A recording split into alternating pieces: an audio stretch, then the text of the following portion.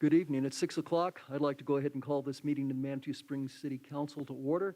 This is a regular meeting, October the 19th, 2021, and we'll start with the Pledge of Allegiance, please.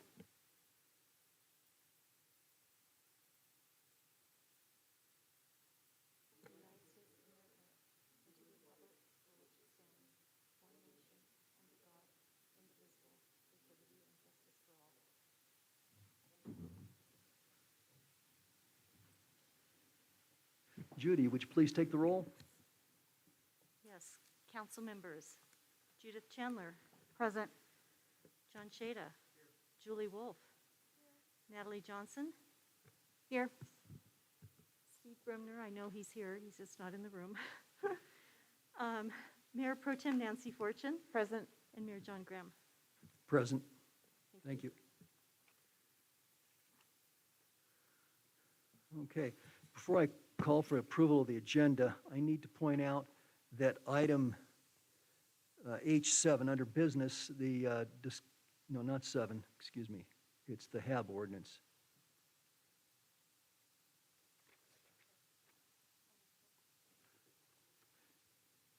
Yeah, number 6, the housing code ordinance. Apparently we're not ready. I believe there were some questions that came up. And we had expected Michelle Anthony to brief us on this. That's probably the key thing. And she's been out sick today. It's my understanding we don't have anyone from the HAB board who's prepared to discuss this. So Denise, am I correct? We should pull this? Okay. So I would entertain a motion to approve the agenda with the deletion of that item on tonight's agenda. We'll get to it in the future. So moved. Second. Give me a motion, a second. All in favor of approving the agenda with that one modification, say aye. Aye. Aye. Motion passes. Thank you. Hi, Steve. Okay. Okay, now, public comment on non-agenda items. Do we have anyone in the audience who wants to speak to an item that is not on tonight's agenda? And Judy, have we had any contact from anyone? It would appear not, so let's go ahead and move along. That would be the consent calendar. Do I have here a motion to approve and accept the consent calendar? Mayor Pro Tem? Yeah, I'd like to move that we approve the consent calendar with 2 amendments. First being on the October 5th minutes, special meeting minutes, paragraph D2, it has Councilor Shada seconding his own motion. I don't know who seconded it. I have Councilor Chandler. I seconded that. And we have made that modification. Councilor Chandler? Chandler. Councilor Chandler. Yeah, and that seems, yeah. And on the October 5th regular meeting minutes, paragraph H1, it should say Councilor Wolf motion to approve ordinance number 1221, an ordinance repealing and reenacting chapter 10.04 of the City of Manitou Springs Municipal Code, added to adopt by reference the model traffic, and then Code 2020 edition with amendments and providing penalties for violations thereof. Okay, so we have a motion to approve the consent calendar with those modifications. Do we have a second? Julie seconds it. Okay. All in favor say aye. Aye. Okay, motion passes unanimously. Thank you. Hearings. Okay. Item G1, it's a second reading and public hearing on ordinance number 1221, an ordinance repealing and reenacting chapter 10.04 of the City of Manitou Springs Municipal Code to adopt by reference the Model Traffic Code 2020 edition with amendments and providing penalties for violations thereof.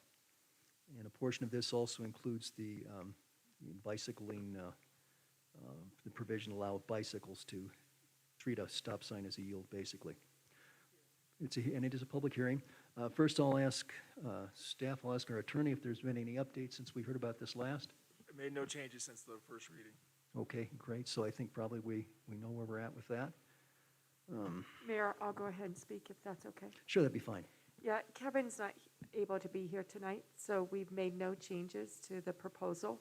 Would ask you to consider adopting it through the public hearing. Thank you. Great, thank you. In that case, I will open up the public comment portion of the meeting. That would permit anyone in the audience who wants to speak to this an opportunity to do so. Do we have anyone who'd like to speak to that? If not, I'll close the public comment portion. Council, Ready for discussion and deliberation? Any comments? I'm ready to make a motion. Okay, excuse me, John, I think you were first. Okay. And Counselor Chandler, were you second? Okay, we have a motion and a second to approve. Any further discussion? Okay, all in favor say aye. Aye. Motion passes unanimously. Thank you. Okay. Business. Okay, items 1, 2, and 3 are appointments of individuals to the Open Space Advisory Committee, so I suppose there'll be a little bit of repetition in that. First item, appointment of Judy Carnack as a regular member of the Open Space Advisory Committee. I don't see Judy here. Counselors, we had information in the packets. Do you have any questions or comments? If not, I'd entertain a motion. I move appointment of Judy Carnick as a regular member of the Open Space Advisory Committee. A motion and seconded by Counselor Wolf. All in favor, say aye. Aye. Motion passes unanimously. Second item, appointment of Cheryl Klein as a regular member of the Open Space Advisory Committee. And I see that Cheryl is here. Cheryl, would you like to come forward if you have any comments you'd like to make? Not especially, or? Okay, well, okay. Counselors, do any of you have questions for Cheryl? Or comments in general on this? Just welcome back. Okay. Yeah. All right. Seems like our inquisitive nature is quiet tonight, at least so far. Do we have a motion? Looks like we have a motion by Counselor Wolf, seconded by Mayor Pro Tem, to approve Cheryl Klein as a regular member of the Open Space Advisory Committee. All in favor, say aye. Aye. Great. Thank you. Thank you, Cheryl. Thank you for, welcome back, yeah. Cool. Now, item 3, appointment of Jeff Hinshaw as an alternate member of the Open Space Advisory Committee. I don't see him here. Any questions or comments from council? If not, do we have a motion? I move to appoint Jeff Hinshaw as an alternate member to OSAC. Thank you. Motion by Counselor Chandler. Do we have a second? I'll second. Tie here between Counselors Wolf and Mayor Pro Tem. Okay, all in favor say aye. Aye. Okay, motion passes unanimously. Great, thank you. Okay, item 4, establish a new El Paso residential parking program, RPP. I think Kevin was going to brief it, but he's not here tonight, so Roy, will you take the lead on this? Yes, sir. And, good evening, everyone.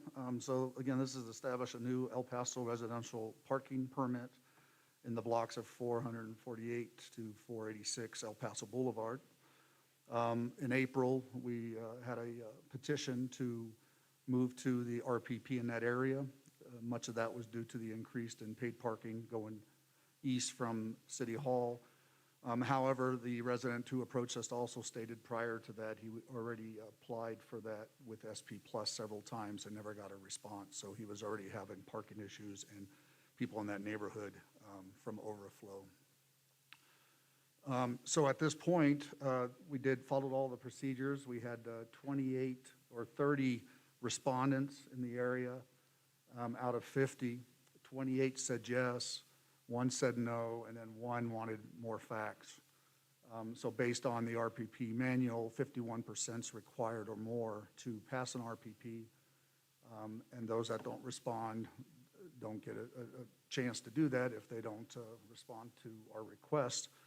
The documents are all attached on the website on the gentleman who took on that responsibility, going to each house, numerous times tried to make contact with the people in the area.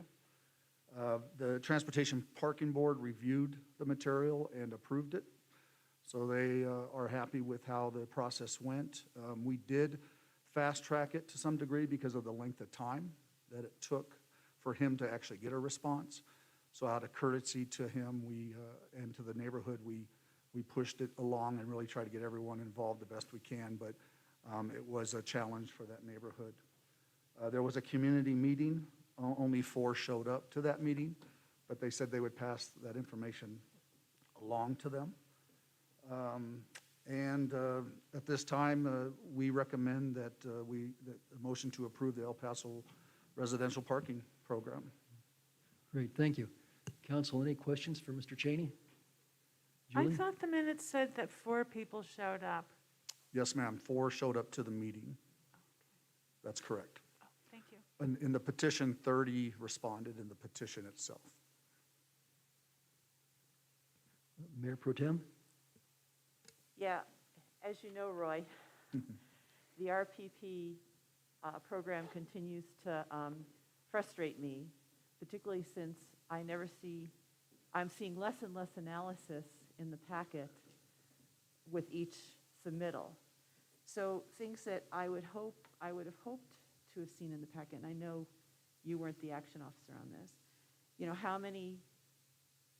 we know how many people there are, but we don't, it was shown the length of the road, but not how many potential parking spaces there were. Typically, we see that. We know that there were 38 people in that 30 that responded. residing there, and usually we see some sort of analysis that goes with that. I didn't see any of that. I didn't see pros and cons, why we might want to pass this, other than that more than 51%. That, I don't think that's the only criteria that we weigh this on, is it? Well, the RPP manual's pretty generic, and it doesn't give that exact information. What it does require is everything I presented. I don't disagree with you on additional data. I also wished I could see more in there, but I do believe the gentleman did go out, do what he needed to do, and I also know that that the parking staff went out and did their studies and had additional information, but not all of it, I believe, was put in the packet itself. Okay, well, what it basically comes down to, there, you know, it doesn't include the cost to the city, and there are costs to the cities to implement under RPP. You can also charge when people illegally park there, so that would be, you know, cost and benefits. But at this point, it seems like, why are these even coming to council if this is the only criteria that either the TPB, and the TPB didn't seem to include any analysis either, that I could tell from their minutes. That doesn't mean they didn't do any, I just didn't see any. But at this point, why are these even coming to council? And, you know, you can do if that's the only criteria that we're going to measure on, and I consider that a very important pro, is that the community wants it. But I continue to be very frustrated with the RPP program. I So understand. you don't have to answer, it's, Yes, I do understand. I do understand having more information. Again, the RPP manual says it comes to council once it goes through that process. So it sounds like that process needs to be revisited yeah. to see if it makes sense today, because that was written, I believe, back in 2012. But I do know in many areas that the RPP program has worked pretty well. And there are some challenges, though, and there's things we do have to think Yeah. about as we implement this And throughout the city. I don't contest that at all. I think that the RPP program has provided a lot of benefit to the city. I've asked over time for an overarching evaluation of the RPP program, and I don't remember ever seeing one. So I just, you know, and like you said, it was 2012 that it was written, and I've been asking for probably 3 years now, if that's possible to look at that. So you've heard me before, I'm a broken record on this, but I continue to be frustrated by it. So Okay. thank you for the Thank work you. that was done, though, Yeah, yes, ma'am. Thank you for that and to the information. individual who submitted. Yes. Thank you. And then we'll have Counselor Chandler and then Mr. Shade. Okay. I'll defer, because I saw Denise wanted to weigh in, and I thought I should hear from her before I ask any questions, because she may Well, make some. Tell you what, my statement. eyes may be old and slow, but I think Counselor Chandler is next in my estimation. So we'll do Counselor Chandler, then Mr. Shada, and Julie, and then Denise. Okay? I certainly agree with what Mayor Pro Tem Fortune has requested. That would be great information. She did ask one of the questions that was on my list. Do you know how many individual parking spaces this will affect? I don't have that number. It's not in the packet. I was I'm curious. sorry, I just got this, that I was going to present this Yeah, about it's 30 not minutes gonna ago. affect my decision in any way, but I Yeah. was just curious. You know, this is one really tough area for parking. I mean, when I walk into town, I almost always walk down the path when I walk down El Paso, and if any neighborhood needs this, it's this neighborhood. It's just been really impacted by the paid parking and the tourists, and so I wholeheartedly support it. Great. Thank you. Mr. Shada? Yes, I am very happy with how the RPP program is going. I believe that the livability for the community downtown is absolutely, it is night and day difference for these people. In particular, this area, I'm like Judith, I walk by this area almost every single day. Has become quite the popular spot for what I call kind of the frequent flyer incline workout person to basically occupy a lot of the parking places because they don't want to pay for the parking in Hiawatha. And I think this is something that this neighborhood deserves protection from. And I think that was discussed in the transportation board meeting. And so I definitely endorse this recommendation that we approve it. Thank you. Thank you, Mr. Shada. And Julie? Thank you. I just wanted to comment when Nancy Fortune said overarching evaluation of the program. I personally would hate to see us spend a lot of staff time doing an overarching evaluation of the program. If you want to do something really simple, like questionnaire for the residents who actually have RPP. I live in an RPP zone on my street. My experience is the same as what Councilor Shada said, which is that it's night and day. I mean, other than it'd be nice to have sidewalks on our street, it's the most wonderful thing that's ever happened in 25 years. So it's so essential. It's made a huge difference. I understand that, you know, Councilor Fortune doesn't live in the area, so she may not appreciate what it's like when you want to get home and you want to park within at least 1 or 2 homes of your own home, and you can't. There's still a problem with calling if there's a violation of the RPP after hours and that whole thing, but the program is working beautifully, and I think it hugely improves the quality of life.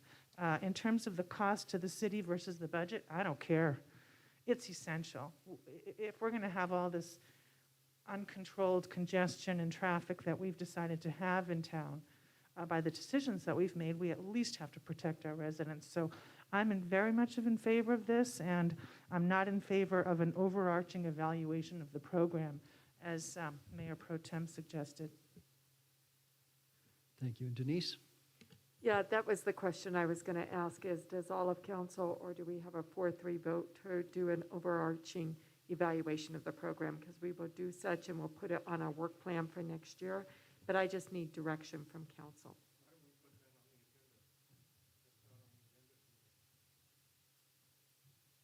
John, would you articulate that in a little more detail? I said the item that's before us tonight is for this particular RPP. It's not Nancy's axe to grind that we have a discussion about that. If she'd like to put that on the agenda, I suggest she ask you to put that on the agenda. Thank you. That's normal protocol. Okay. Do we have further comments? Natalie? I just am wondering if RPPs will be part of the mobility conversation moving forward when we talk about citywide. Yes, it will be part of that because as we continue to move forward on how we expand the RPP program and how it should look today versus in 2012, there are definitely some thoughts on how we can do some modification to improve many areas. So there's different ideas now, so we're definitely going to present those ideas and see what council thinks.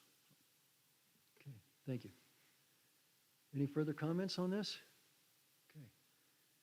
If not, the recommended action is a motion to approve the El Paso Boulevard Residential Parking Program. Do we have a motion? I move approval. Second. A motion by Councilman Shada and seconded by Councilor Chandler. Any further discussion? If not, let's vote. All in favor say aye. Aye. Good. Any opposed? 1 nay. Okay, motion passes 6-1.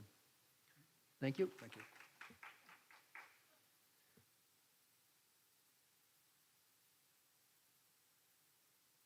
Ward 2?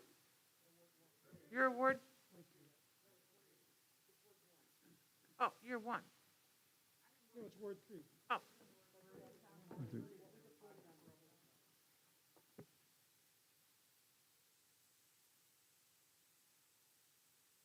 Okay, all right, thank you. Well, it's approved.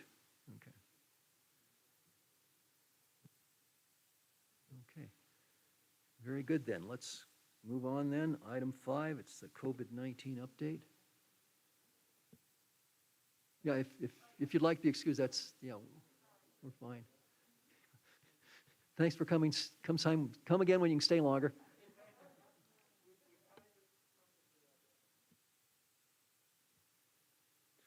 Natalie, Judith, do we have a COVID update? Is it, I know Dr. Domain was going to be here, and I'm wondering if it just, things are going a little faster than anticipated. Is it possible to move this agenda item a little further down? We could wait till she gets here and move on. Is that okay? Actually, Leslie's part of this too. We could go ahead and we could hear Leslie's portion. Do we know when? I'll text Dr. her right Domain now, here? but if Leslie's willing to start, Well, that'd be take a fantastic. minute. Leslie may want to be part of the overall presentation.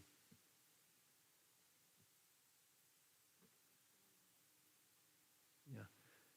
Well, I was going to see if we had an idea when Dr. Domain would be available. While she's doing that, if she can't be here momentarily, I do move that we postpone number 5, the COVID-19 update, until Dr. Domain arrives. Okay, we have a motion. Do we have a second by Julie? Okay. Till she gets here and move on to the next item. Okay, so let's go ahead and vote on that. So that.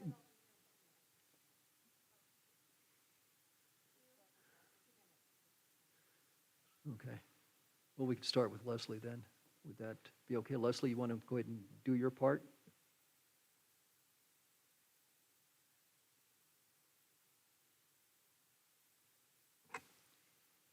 Good evening, Mayor Graham and members of City Council. I also do have a business owner here who would like to speak this evening. So, on behalf of the business community, yes, on behalf of the business community, we would like to ask that you remove the mask mandate from the downtown district. There's a couple of slides, and actually, since this slide was put together, I've talked to 15 other retail shops. And out of that, well, it was at 87%, now I believe it's 93% request that the mandate be removed. They'd like to go to masks can be recommended, or masks can be required for unvaccinated. Some of the things that we are seeing is people leaving Manitou because of the mandate and going to Old Colorado City. Now, if we had a countywide mandate, that would make it much easier. But when you can actually visit the boutique stores, the restaurants within 2 miles of us, that does make it difficult. And lots of businesses are extremely concerned about the holiday shopping season with the mandate in place. I sent Denise a copy or a link to a TikTok video that was put up on Friday that I received from a business. And this is from an influencer who was from Iowa. She has 85,000 followers. 3,637 have liked her mandate, or her video, which actually says, I'm in this great little town, but because I don't want to wear a mask, I'm going to Colorado Springs to shop instead. So far today, there were 458 comments on her video. Some of them are Manitou residents saying, I don't shop there either, for the same reason. So we're definitely seeing that the business community is suffering because this mandate is in place. This time of year, the shops are not as busy. We are starting to see those numbers go down. So there's certainly room for social distancing in the stores. Most of them still have the plexiglass shields up. So, and their staff, as I said months ago, a lot of the downtown business staff is vaccinated. We're not seeing as many children this time of year that don't have the vaccine option. So they would like to leave it to the individual businesses. Some of them probably will still require masks, but others would just recommend them and enjoy the shoppers. Questions? Did you want to go over your slides anymore? or- Oh, we can. I mean- There's lots of comments. A lot of what I said, I just kind of breezed through. One of the comments that I'm seeing right now is the young employees and having to ask adults to put on masks. Fortunately, I don't know that we're getting some of the hateful comments. I think people just turn around and leave angry when they're asked to put on a mask. But there are businesses that appreciate the mandate in place, and the Cog Railway, certainly they've got the federal mandate, so their mandate's not going anywhere. Sunwater Spa, also as a health facility, will continue to require it, and I believe there are a couple of retailers downtown that will, but the majority of them will leave it to the individual customers coming in. Thank you. Council, any questions for Leslie? Julie? Thank you. I understand you're getting reports about people who say, well, if I have to wear a mask, forget it, I'll go to Colorado Springs. Mhm. But what we don't know is how many people are shopping here because of the mask mandate. I was just talking to a neighbor yesterday or the day before who said she intentionally shops here because she feels more comfortable with the mandate. She won't go into the restaurants because, and I won't mention which ones, according to her, don't require the mask mandate, so she'll do takeout instead. But there are people who shop here and are comfortable even just walking up and down the streets here because of the mask mandate and you know, willing to window shop or go to restaurants or what have you. So I don't know what those numbers look like, but that's the other side of the picture, that we don't have any data, you know. Nancy likes data before we make decisions. So can you get us some data? I don't know how you'd get that, really. That Would one it be an informal survey of our residents rather than asking the business owners? I don't know, but that's the other side of the coin that I have no information about. We could certainly ask, and we could ask the businesses if they can ask their customers that are coming in if they're more comfortable shopping with the mask mandate in place. As I said, this time of year, the shops are not as busy, and so probably more of them do spend more time talking to customers when they're in the stores now. So yeah, I'm happy to ask that. One of the questions, and I know it was at the last slide, was what measurement City Council would like to see in order to remove that mandate. Because like I said, I know a lot of them are concerned about the holiday season and what that's going to look like for them. I believe Judith was next, and then Steve will have you. So I'm one of those individuals that won't shop in a store where there's no mask mandate. We're getting into the super spreader season. We've got Halloween and Thanksgiving and Christmas coming up, and I'm extremely sensitive to the business owners. I lost my business during COVID. I owned a massage therapy and Reiki practice that closed, and it never opened back up. So I really empathize with you. However, I can answer your question about what parameters. As I serve on this COVID task force, we've been talking about it quite frequently. So I really want the business owners to understand that on August 17th, when we put this mask mandate in place, we were at 171.2 per 100,000 of positive COVID cases. We are now at 301.5. we had a positivity rate of 7.95.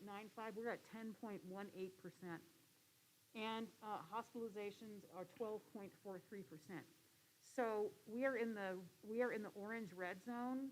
And while I'm not anti-business, I'm pro-health and safety because I want everybody to be alive, to enjoy the holidays, and to shop and all those wonderful things. So, those are the parameters that we're looking at with regards to that I'm looking at in regards to being comfortable rescinding the indoor mask mandate.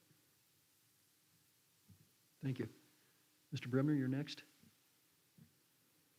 Well, I have a concern regarding the schools because we've seen the schools that have not had a mask mandate. They've had COVID outbreaks, and it's been quite a problem in Colorado. So I'm concerned if we lift the mask mandate, what's going to happen to our schools? Also, I see the mask as just a mild inconvenience in order to prevent the spread of this pandemic.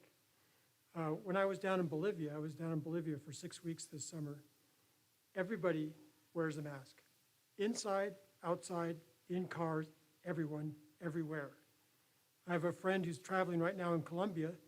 Everyone is wearing a mask, inside, outside, in their cars, everywhere, because they want to stop this pandemic. I just don't think we're serious. So I'm not going to vote in favor of removing the mask mandate, especially with those numbers that Judith just quoted.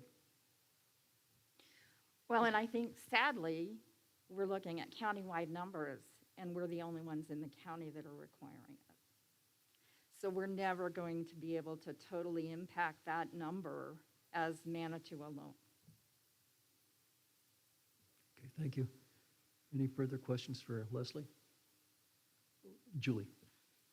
However, I would imagine that we at least have some statistics that the school would be keeping. They may not be releasing those to us, but have you seen any statistics from the schools on the COVID frequency and the baseline from August 17 to where we are now? Have you looked at any of that? I have not seen updated numbers from that. Yeah, I haven't seen any. Oh, okay, thanks. Great, thank you. Any further questions, comments? Mayor Pro Tem? Yeah, Leslie, do you have any year-over-year comparison of, for those stores that are saying that they're losing business compared to those stores that aren't claiming that they're losing business? I know our tax revenues don't come in, are lagging, so I don't think we'd have that data yet. But do you have any indication like that you could look Your at? numbers current, I don't, but I could certainly get those numbers as well, because we do have businesses who track how many people come through their door every day and sales, and I can certainly ask those businesses where they are comparatively speaking. We know that we've had more visitors this year. I think what they don't know and what they can't tell you is what their sales would have been had those who turned and walked away or not come in because of the signage would have spent. Okay, great, thank you. Thank you. All right, thank you very much. Okay. Dr. Domain?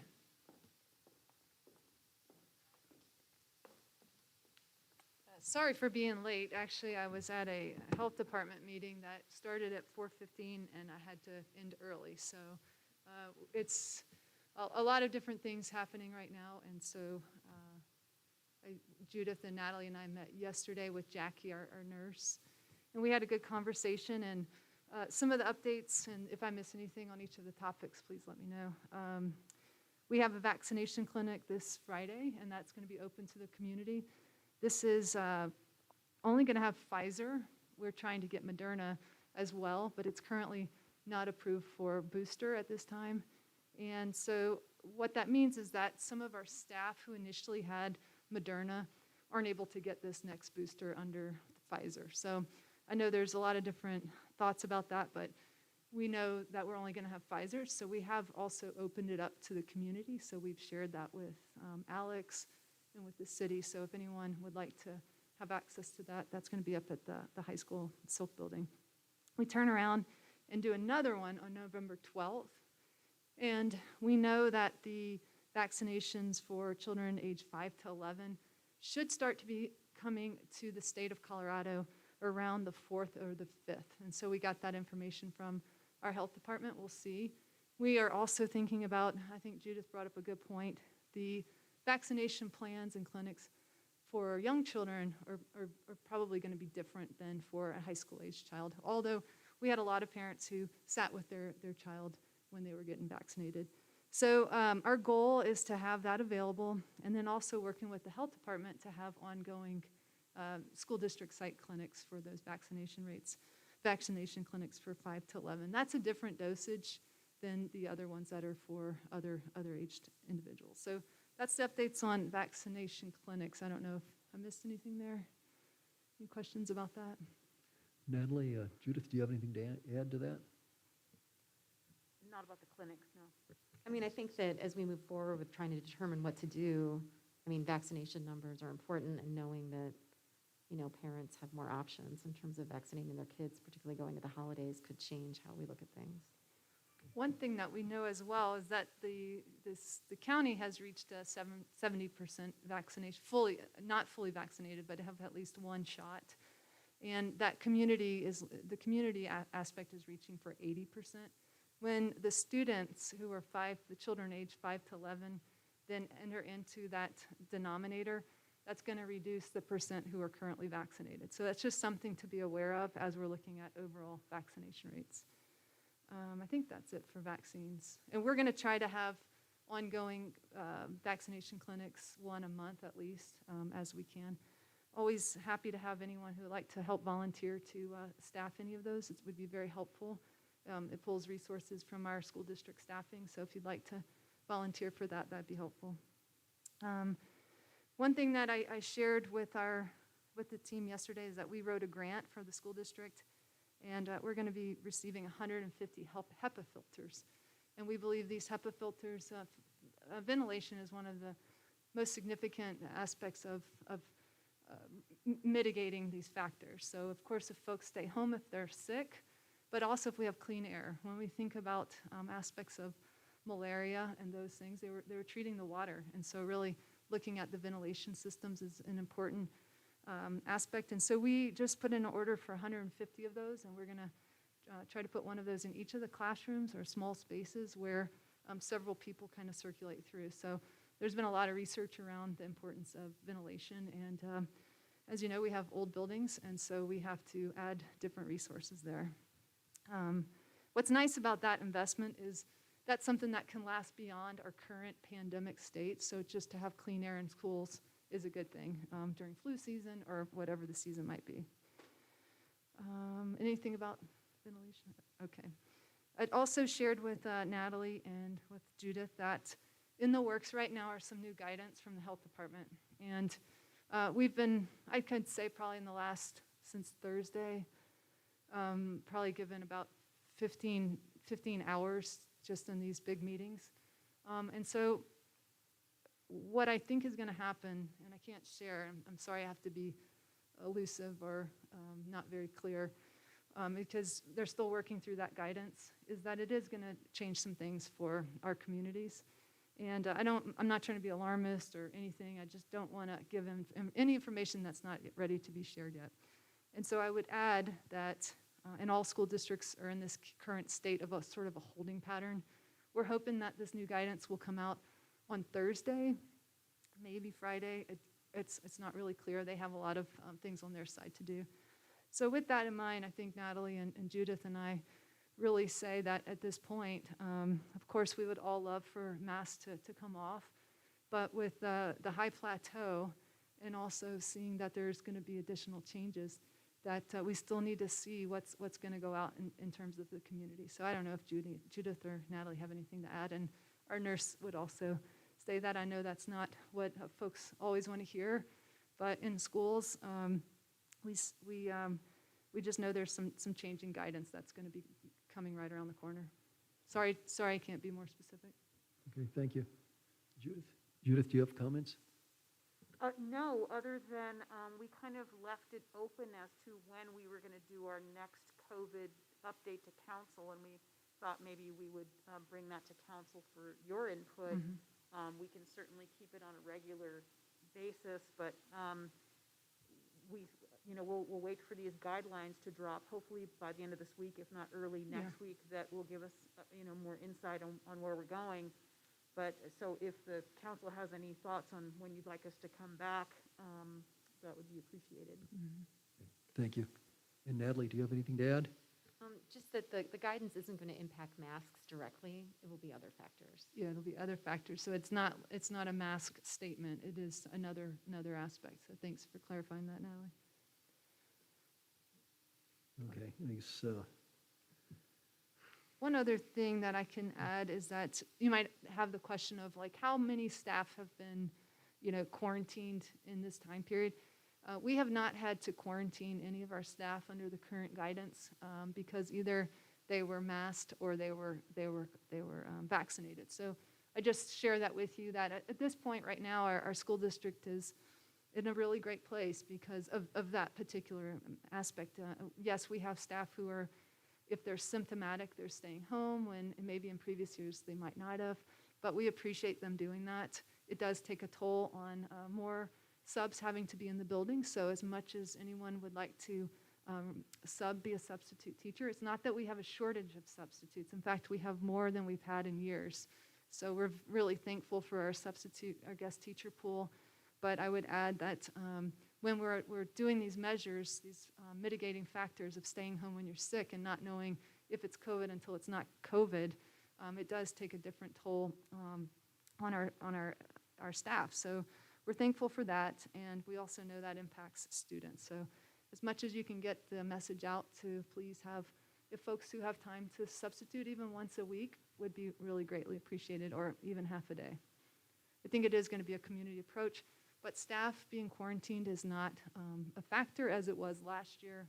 I don't know if you remember November, December last year, we kind of call those the dark months. We had to go to remote learning because we had so many staff out for quarantine, not because they were sick with COVID. And so we just want to make sure we stay out of that state. All right, thank you. Yeah. Council, any further questions for Elizabeth? Julie? I would imagine the school keeps statistics on students and staff who are diagnosed with COVID. Is that a good guess? Yeah, we keep a daily tracker for that, and so it's a little tricky. In fact, we're working on how to capture it longitudinally, because in a day we might find out an individual who was outside exposure, and so it's not necessarily clear numbers, but yeah, we keep track of for right now. Yeah, go ahead. Time out. I'm not talking about, do you keep track of your best guess of etiology of how the person first caught COVID? Did it happen at CVS? Did it happen at Safeway? Did it happen in school? I'm not asking if you have statistics on that. I can't imagine how you'd make a determinative finding on that anyway. I'm asking you if you keep track of the number of students in each school and staff in each school who get COVID. I mean, other school districts are keeping this data, and some of them report it. We don't have any reported data here. We don't get to find out. I'd like you to tell us, is that something that you're willing to give us so that we know where we are and where we're going in terms of the statistics? They must be there. Now, once we were told, oh, you can't know the numbers because of HIPAA, that's ridiculous. HIPAA says that you can't find out someone else's medical records and medical condition. It doesn't mean you can't provide statistics. So I want to know, will you give us the data? So the first thing I'd like to say is the HIPAA comment was around vaccination. So that's what I was referring to. That was several months ago. We do keep a daily tracker of how many positives we have, and that's online, and you can go and find that out. As I said, we're working towards how to capture that longitudinally. It's not that it's secret information. It's just when we're focusing on keeping kids in school, we have a lot of other responsibilities as well. So it's not secret or confidential. I can tell you that we're seeing more positives more recently. And so just would share that. But you can go online and see that. If you go to our district website under, I can't remember the exact link, but you can see the date there. And of it'll current tell us positives. statistics that we can compare to other school districts as No, well. No, Why not? Well, that's a really complex system because then we'd all be having to talk to all of the other school districts data-wise, and that would really be something that would come from our health department. It's not secret information. I'm happy to work with Judith and Natalie and saying what would be some helpful information there. But to speak with all of the school districts, what's going on, that's a really complex situation. That would come from the health department. Thank you. Mr. Shady, you have a comment? If you want, I've been working on a little project with Colorado Public Radio and has a map that shows our county. If you guys want to see it, I can put it up on the screen. Actually, Manitou does really well. Mm-hmm. Really well. We have a great contact tracing team. I see some heads nodding And there. parents. Does Yeah. council want to see this? Okay, make it so.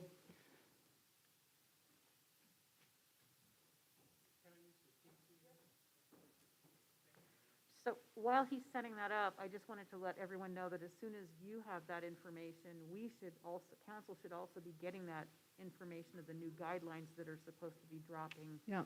in, hopefully by the end of this week, so just so you know. Yeah, actually, I think whenever after that releases, I think it would be good if our little small team re-met around some of the topics there.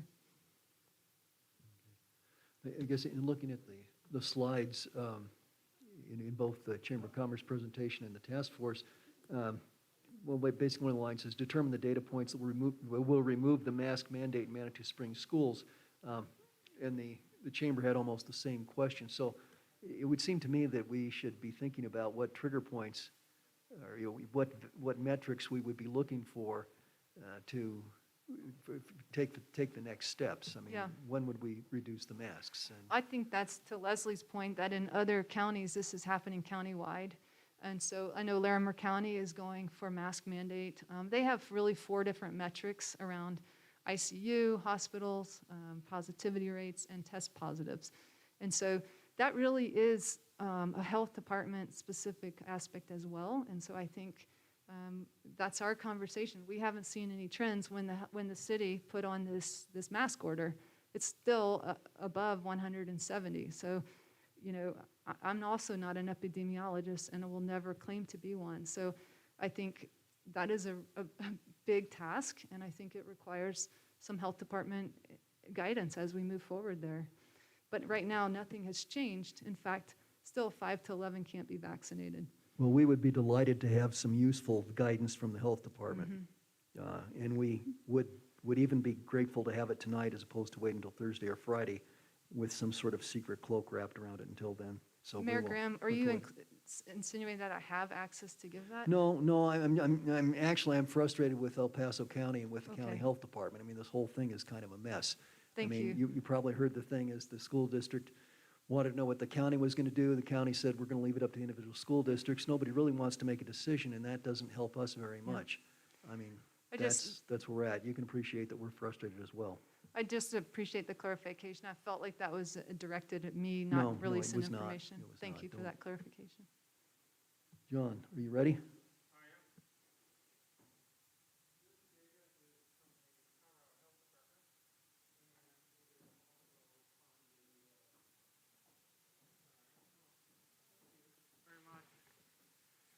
This data is from the Colorado Health Department and from the Department of Education.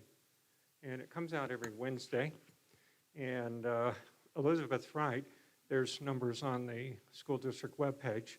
And I think it's possibly the reason why Manitou doesn't appear in the state data is I think they have some kind of rule of 5 or some kind of crazy thing. I'm not really I can certain what clarify, it is. John, if that's okay. Is that right? Last year, it was 3 or more was considered an outbreak, and now it's 5 or more are considered an outbreak. So those guidance have changed over the years, I should say.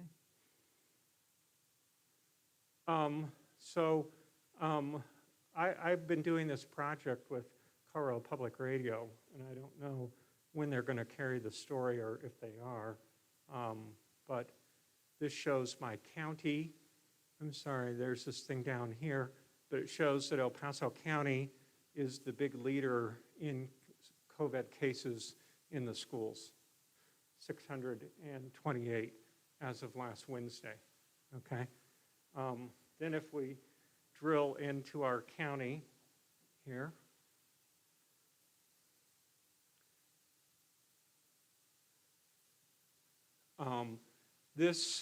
the colored bubbles are colored according to school district, okay?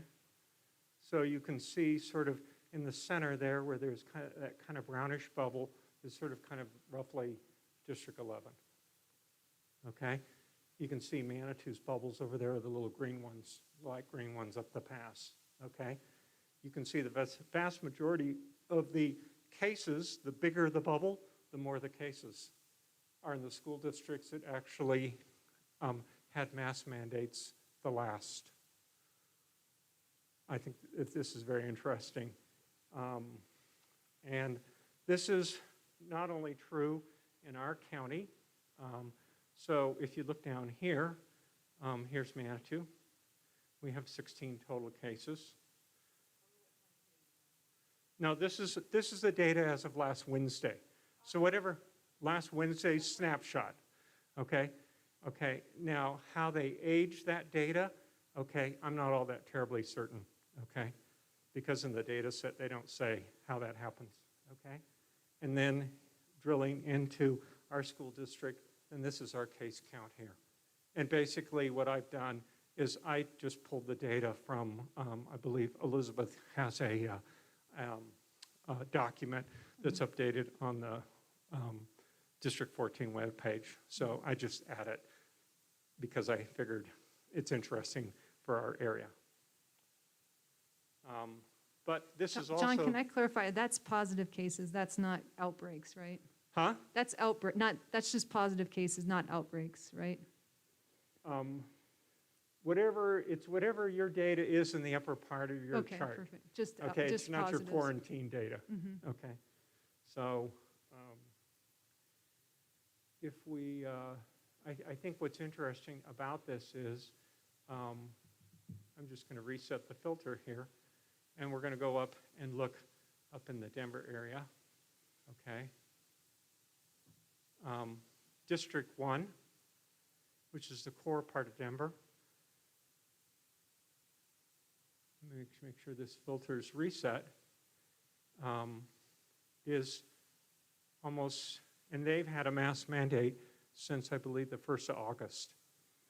And you can see in the core of Denver, there's almost no cases in the schools. But if you look in the areas down in Douglas County that just left Tri-County Health over this spat of masks, you can see all of the bubbles are down below.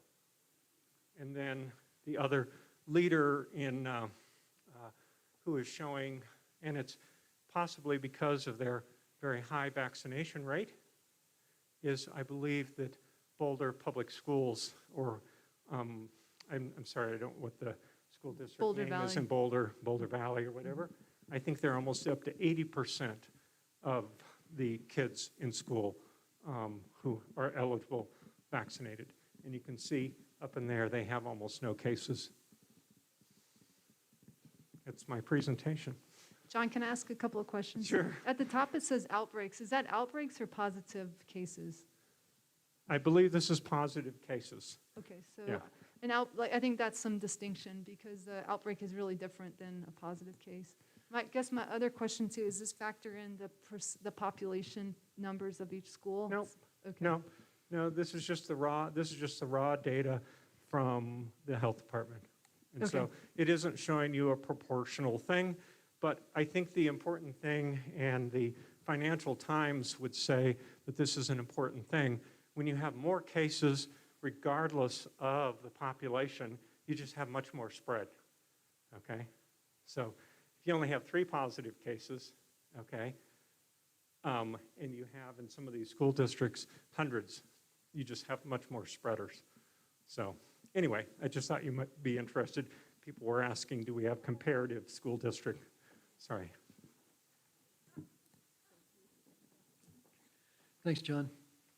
I would say we are doing well as a community, and yes, there's positive cases that pop up, but we're able to mitigate that very well with our close community, with our contact tracing, which we're going to continue to do. So, thanks.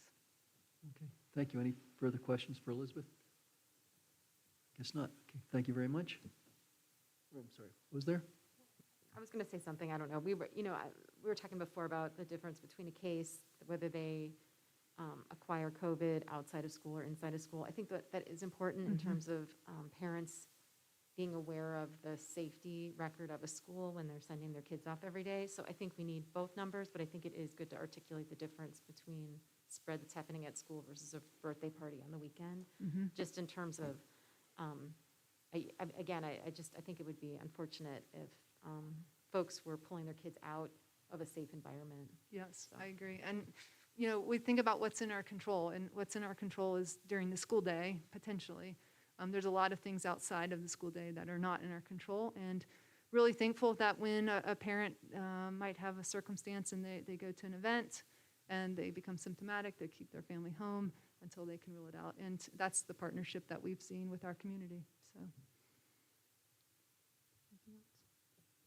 Okay, thank you. All right, thank you. John, I'd love to see that if you'd share it, that'd be great. Thank you. Okay, Council, in a sense, this is an update, but also, I think we're kind of asking ourselves, what do we need next? What's the next step, or is there a next step? Do we have any discussion on that? Any suggestions? Julie? One thing we could do just for now is to talk about it once the numbers get below where they were on August 18th or whatever the date was that we implemented this. Just, there's no need to necessarily come up with some number tonight, but I'd like to wait until things are better than when they were bad enough to start the mandate.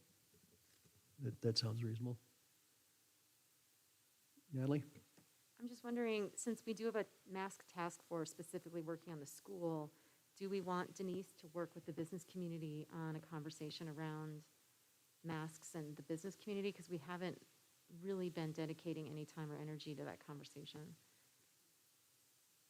We don't have to change. I'm not suggesting a change. I'm just suggesting an update that represents that community too. But hasn't Leslie been doing that? It sounds like Leslie's been very much in touch with all these people. I mean, Denise has so much to do. I hate to pull her off of everything she's already got on her plate and have her be part of a new task force. I don't know. Yeah, I'd echo Councilor Wolf's comments. I think Leslie's been a real effective liaison with the business community. That's her job, and certainly Denise has plenty to do. And this is budget season, and we've got an awful lot on our plate between now and the end of the year. So I would prefer to see Leslie maintain the relationship with the business community. It would be nice if we could establish some metrics, going forward. So if we ever get below that mark, we could go ahead and lighten up on the masks. Would it be appropriate to ask the task force to figure out what that number is? Maybe we could have 3 values that we could look for. Judith? So I'd like to propose that the task force meet with Dr. Domain soon after the information that's available this week. We typically meet on a Monday at 1, so if that's still, we get that information. And then we can certainly, I'm happy to meet with the chamber as well. Again, we aren't anti-business, and I'm certainly willing to sit down with you, and that we come back in 1 month's time, which would be mid-November, so after Halloween, and approximately 2 weeks or so. The vaccines for children, they were originally due to roll out around Halloween, and now it's around November 5th, 4th or 5th. So I think it would be really good to come about 2 weeks after that, mid-November, and give another update. But I also agree with Councilor Wolf that if we put the mask mandate in place with certain parameters, we really want to get close or below those parameters before we start recommending taking off our masks inside the schools and businesses. And I understand that Manitou is unique, however, we get visitors from everywhere. Today I saw 3 license plates in front of me from out of state, so I don't know, if these people are vaccinated or, or what their states look like. So I think we are unique in so many ways that we have to really be extra vigilant and protect ourselves until we're at a place where we feel comfortable that it's safe to take masks off. So anyway, so come back to council mid-November, and we'll meet with Dr. Domain shortly after the information is available from the county health department. Does that seem reasonable, council? What if we met in early December instead? Because if the vaccine for kids isn't coming out till the 4th or the 5th of November, I don't see the point in meeting on around the 15th. We might want to give it a couple weeks and see how that affects our numbers. So it seems to me mid-December might be, at least you'll have more information to go on. It's up to you. I mean, if you want to, it just seems like mid-November is still going to be, we'll be missing a lot of pertinent information that will come up soon thereafter.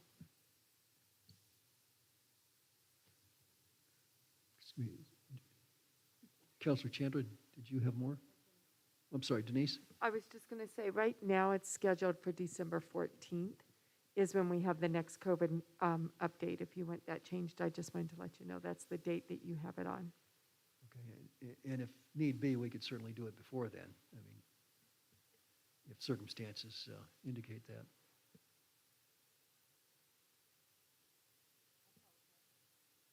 Okay.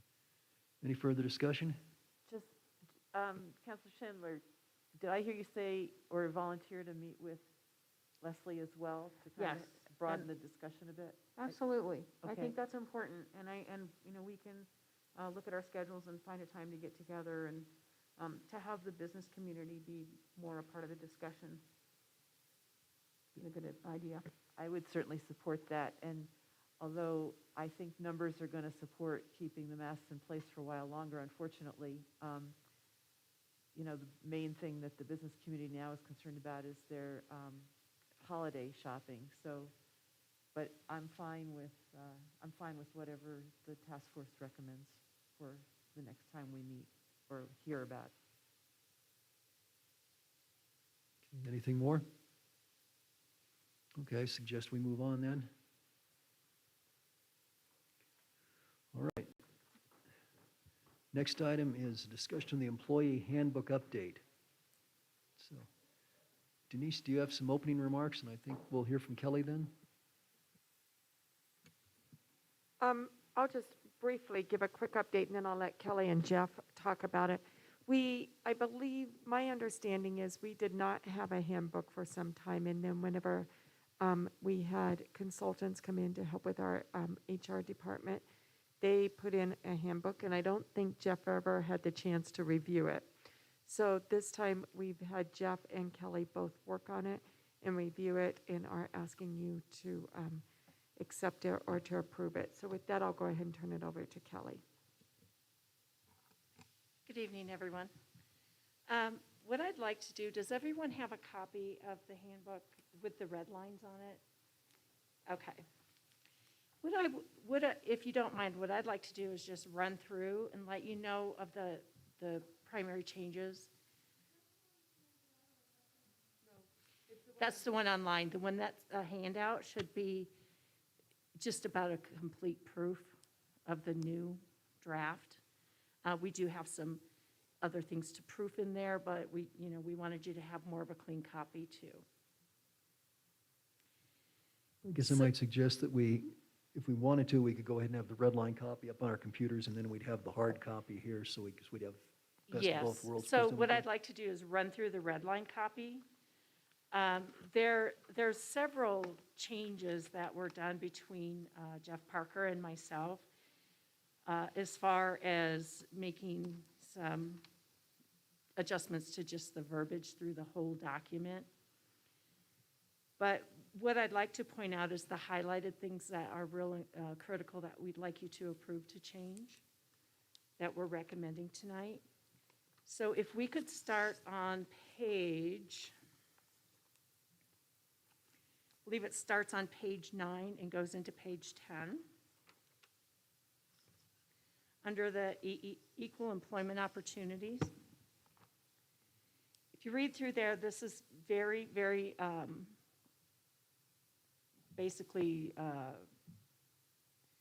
equal opportunity process right here. But what we've done is we've changed some of the adverse conduct so that it's a little bit more specific and related to some issues. Of course, any adverse conduct can be up for disciplinary action, but we wanted to make it a little more clear. If you read through, it's all marked out through, and then another through C, ABC, and then we've got an A through F. And if you want to read through that real quick, and then if you have any questions there, unless the other way we can do this, if it works better for you, is I can go through all of the changes, highlight them, and then we'll take a moment to review. Got a question on line D there. It says threatening to make or actually making reports to authorities. Yes. Should we qualify that and say making false or unsubstantiated reports? Jeff?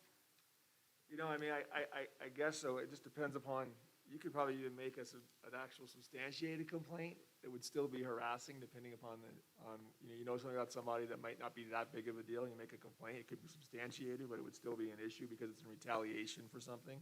So I see your point there. As a note, these are only examples, and I think that it's probably okay to leave it the way it is, because you wouldn't want somebody to be holding something over somebody if they know about the person, even if it's substantiated. Does that make sense? It does. I guess I was trying to be a lawyer for just a brief moment in time. No, but you can continue to do that, because there's, I'm sure, plenty of things I've missed here. Can I back up, because I did have a couple of, sorry, here. Yes. A couple of questions. On page 7 of the red line version, it talks about appointed officials and employees. And there's no definitions that I could find in the document for those two things. So when I see appointed officials, to me, that kind of means board and commissions. So I just thought it might be helpful to have definitions of what is an employee. I also, later on, I couldn't find definition, well, I guess there was a definition of a part-time employee versus a full-time employee, never mind. Okay, so anyway, that was just one of my concerns. It wasn't necessarily a red line thing. It was just in general that I thought it might be helpful. Okay, well, we can certainly clarify that if you'd like that. What paragraph are you looking at specifically? It was on page 7, talking about appointed officials and employees. It's 1.2. Thank you. Part of the intro, the very last paragraph. Okay, we can make a little more clarification in there for you.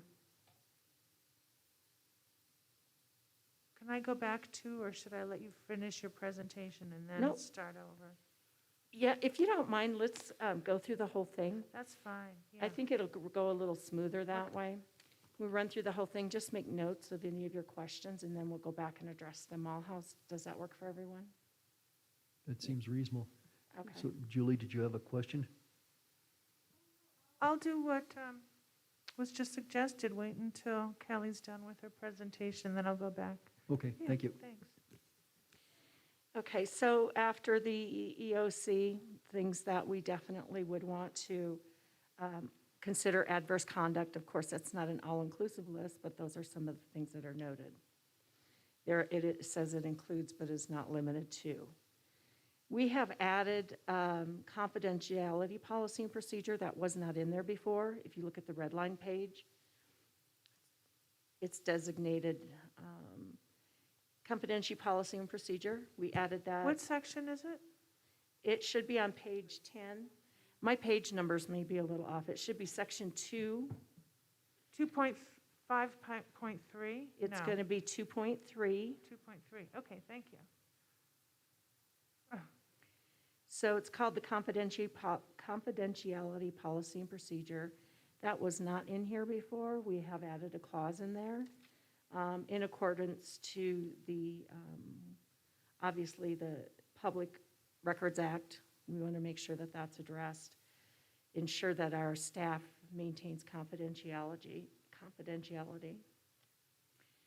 Right under that, we have also added ethics and operations. It's pretty specific to the gifts. Okay, either soliciting them or accepting them.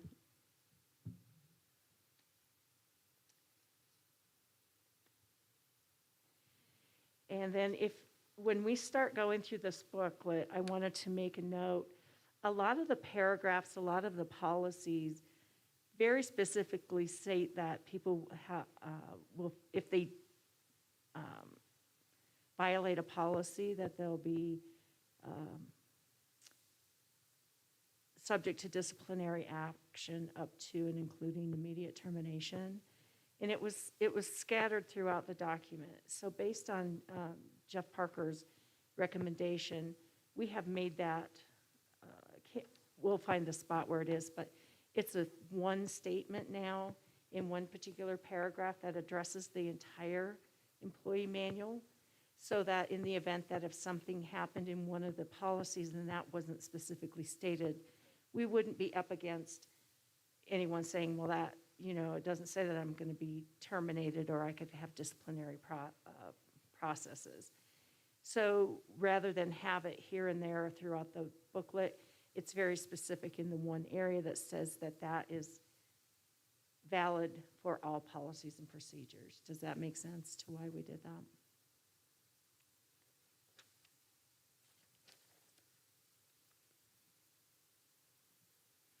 There's some generalized changes to the whistleblower policy. Then again, that is according to the EEOC, the 7 different qualifying categories. Other than that, it's just a matter of changing some of the verbiage throughout there to make sure that it's legal and it meets the requirements of that policy. The public health emergency whistleblower law, that is no longer new, so we're going to take that new out of there. Do you want us to comment as you go through, or just wait until the very end? and Yeah, then- if you don't mind my, Even if it's on that particular thing, okay. yeah. Yeah, I figured you'd have a lot of comments. But I do want to just point out the big major changes.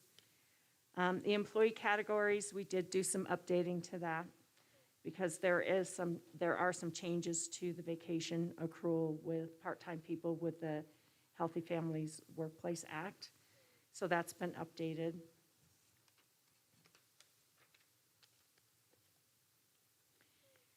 If we go to 3.10, it primarily was a paragraph that said general rules of employee conduct. We have taken out general, and we've added some examples of things that could be considered violations. Now, again, they include, but they're not limited to these things. A lot of times when you have them spelled out, people pay a little more attention to them. So there's several bullet points under there describing different types of abuse to policy.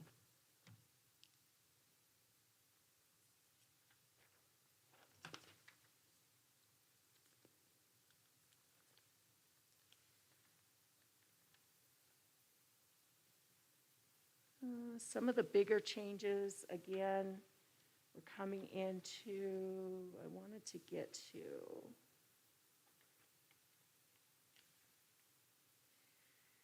leave of absence, Section 4, under bereavement leave. The city of Manitou has never provided actual bereavement leave. They've allowed people to take time off, but they've had to use their accruals, so either they're sick or vacation time. And when you look at that, when you lose your loved one, your spouse, your child, your parent, it's a kind of a slap in the face for your organization to tell you, well, you can take some time off, but you have to take your vacation. When you review other policies, a lot of municipalities, a lot of other employers provide time off for bereavement. So it's the recommendation here that we provide 40 hours of bereavement leave And it's very specific to the individuals that you could use this for, parents, parent-in-laws. So there's a whole list here. Obviously, if we felt that there was any type of inappropriate use of this, we would require documentation. We could request documentation for proof. Now, that wouldn't happen unless it was pretty blatant. Now, people would be able to take more than that week off, but then at that time, then they would kick in using their own personal leaves. So that's one of the big things that I wanted to make sure that we addressed with you, because before it was not a paid opportunity. People had to use their own sick and vacation. We expanded the domestic abuse leave, and of course, this is directly in line with the domestic violence regulations. And so that's, I'm sorry? Yes, ma'am. Yes. So we've just expanded on that because it was very brief and did not have a whole lot of information. So we just expanded on that to ensure that we're following state law.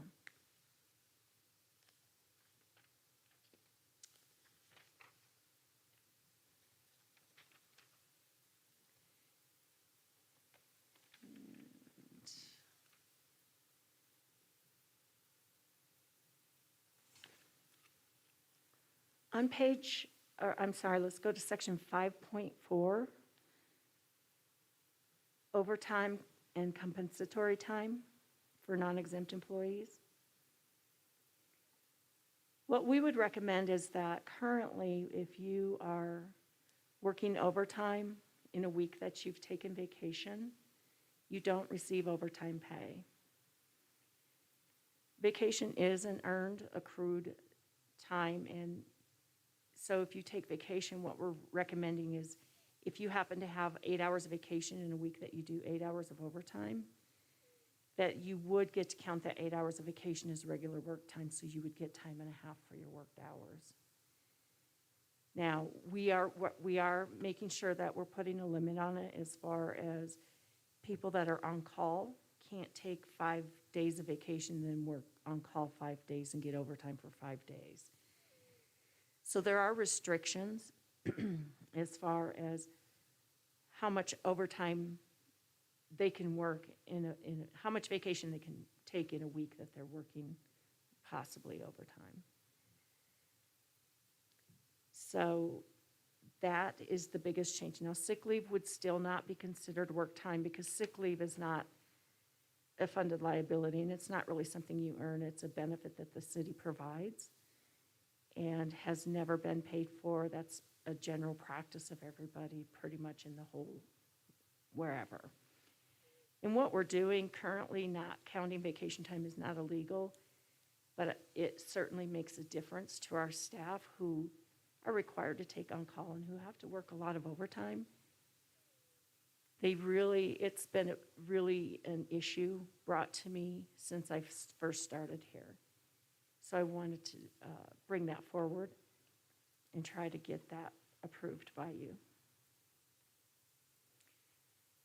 Compensatory time, comp time, we allow some employees to take comp time versus the overtime pay. It says right now in the law is 160 hours is what people can accrue. We do want to change that to 80 hours. We don't want anyone working more than 80 hours of overtime, which would balance out to 120 hours of actual time to take off. We don't currently utilize a lot of comp time, but it would be available. Let's say there's new employees that aren't accruing. Let's say they start mid-year, and they'd rather get compensation time, comp time, rather than overtime, so that maybe they can go on vacation or take some time off around a holiday or such thing. So the only change that we'd like to make there is that we would be reducing the number of hours that they could actually work as overtime. Rather than 160, we'd only allow 80 for the comp time.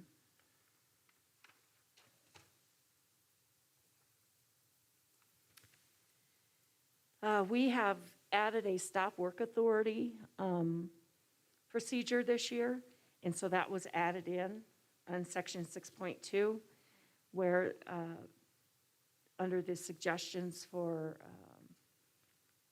the general safety rules. So we have added a stop work authority, and we want to make sure that people have the option. I have a little card here, just so you know. This little card says stop. Everyone here has one. And if we feel that someone is working unsafely, we can pull this card.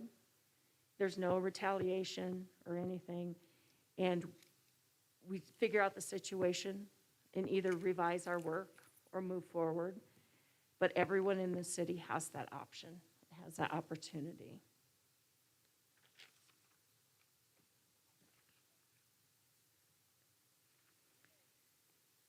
Workers' compensation, there was just a few lines added as far as ensuring that we're in line with the statutes. Other than that, that would remain the same.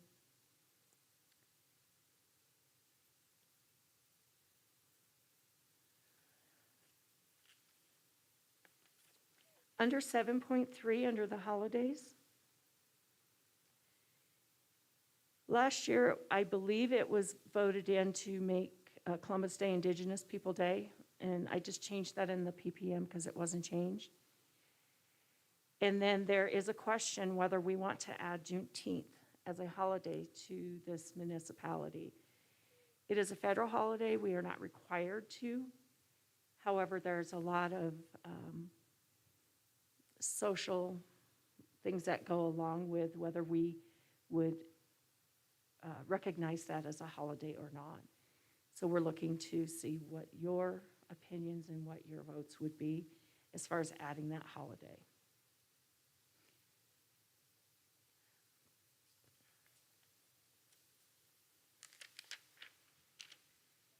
And then other than that, we will be taking on 7.6, the Healthy Families and Workplace Act. The paid leave for COVID for 2020, of course, that's going to come out because we're past 2020. However, there's another policy beginning in 2021, which will go on unless this act is reversed. This sick time will be going forever. So they've added that Healthy Families and Workplace Act. Whereas if you don't give your employees sick time, for every 30 hours they work, they earn an hour up to 48. And that really does impact our part-timers and some of our per diem or our on-call folks, so that if they come in and they're working throughout the year and they manage to get, 80 hours, then we can give them a couple hours of sick time. So that's the one thing that will roll over into 2021 as far as that Healthy Family Workplace Act. I'm sorry? Well, you're right. So it goes forward. So it goes forward from now. There's really nothing else. There's been under the vacation 7.7, all we did was clarify the fire department full-time versus part-time and what those earnings are. That is not in this current one. It's not in the red line, but it's in your new document because that was something added later.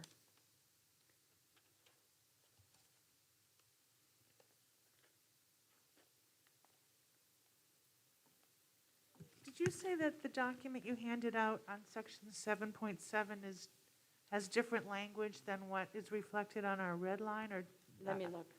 I think I misunderstood the last sentence you just said. We made changes, and I wasn't sure if that means I can see the changes on your red line, or do I have to look on here? Yeah, underneath the vacation, on the document we handed out. If you look down to underneath the box, the full-time fire department, it was not clarified before what part-time and per diem fire personnel earned as far as vacation, and that was clarified there. That's the only thing we added.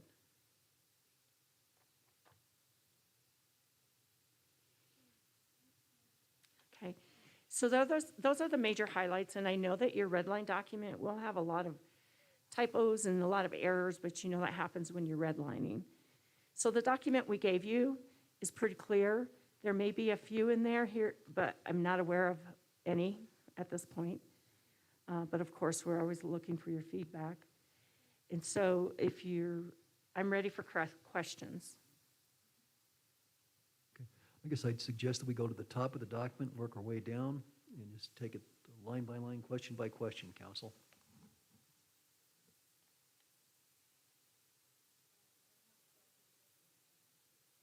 Okay. Anybody have a question before page 10? Julie?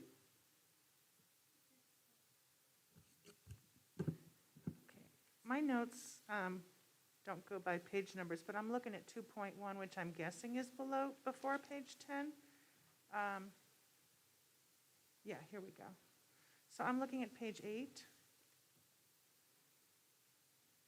Section 2.1C says that the city administrator is responsible for proposing for inclusion in the city budget each position of employment, the number of employees authorized for each position, and the compensation and benefits applicable to each position. I just need some guidance on where that is in the city budget book so I can read about it when I get home. Does anybody know? I didn't see it. Denise, could you respond to that?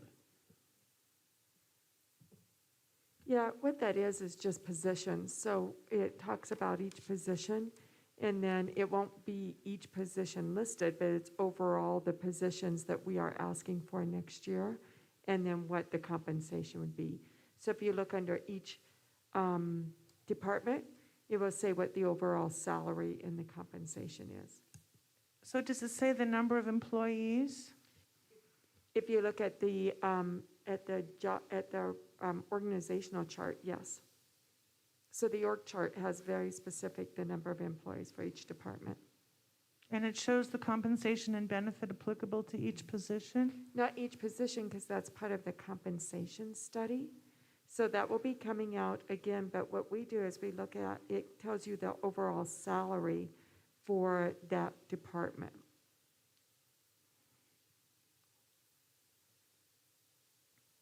Because the compensation study has it by position, right?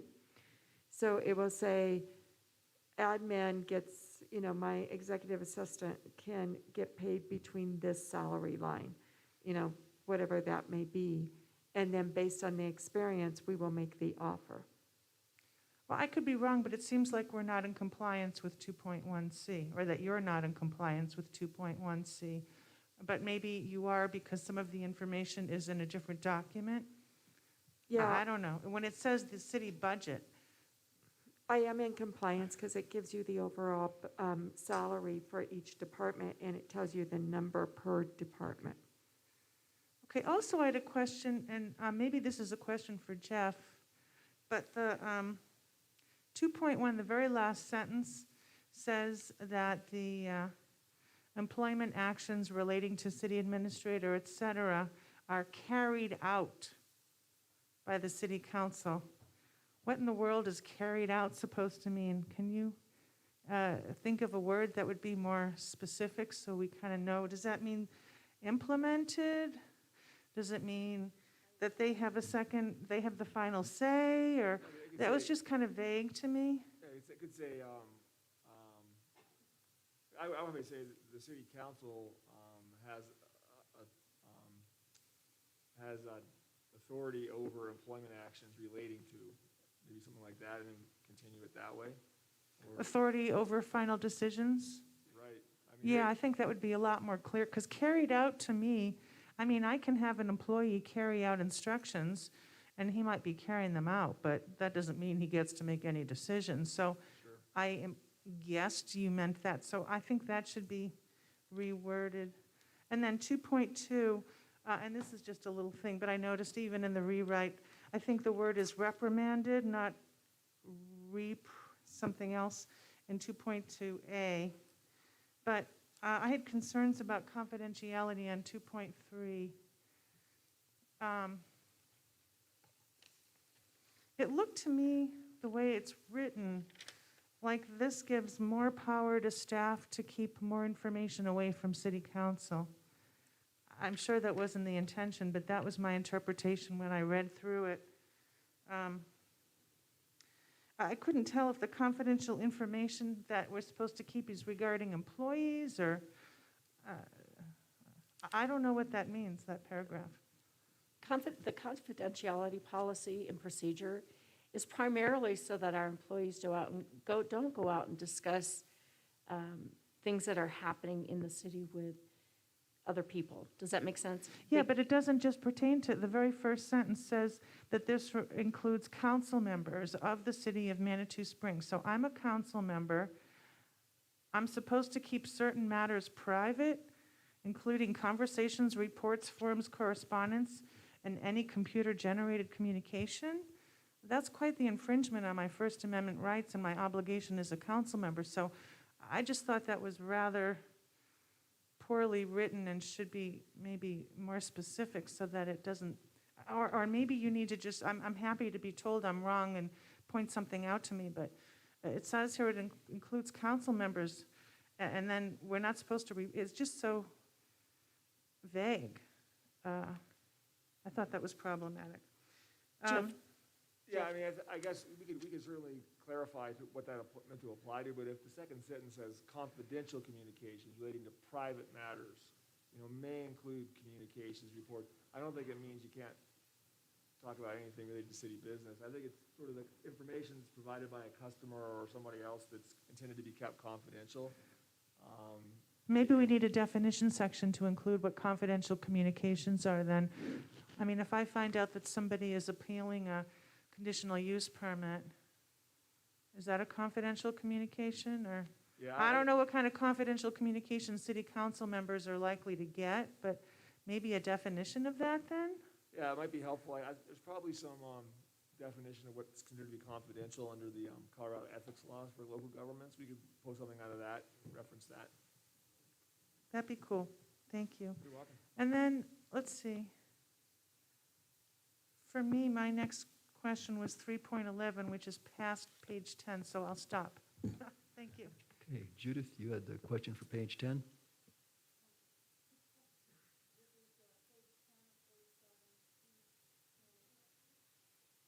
2.5.2, definition of sexual harassment. I would like to see, after H and item I, more and more sexual harassment is occurring via social media platforms, and I think it needs to be somehow addressed in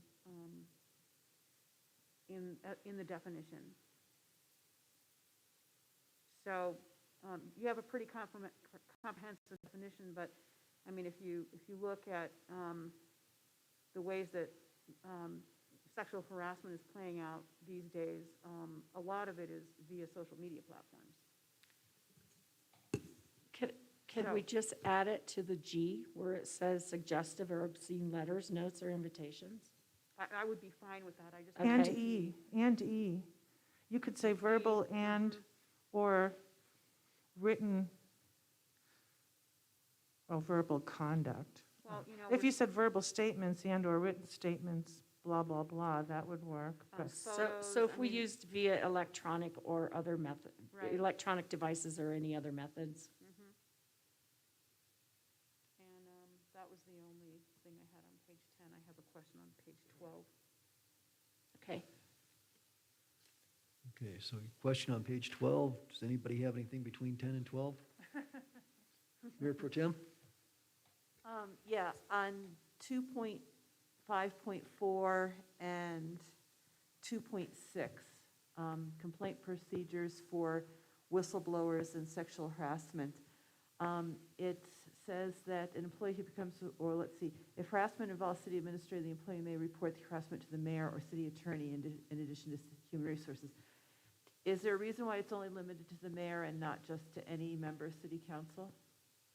Well, I suggested adding that to have sort of a specific individuals to just communicate with. I guess I got a little concerned with just reporting it to any member of city council because you're gonna end up with just 7 people who might be getting reports. I thought it'd be better to streamline it through 2 people, and having the city attorney as another party that's outside the whole organization, I think is a good idea too.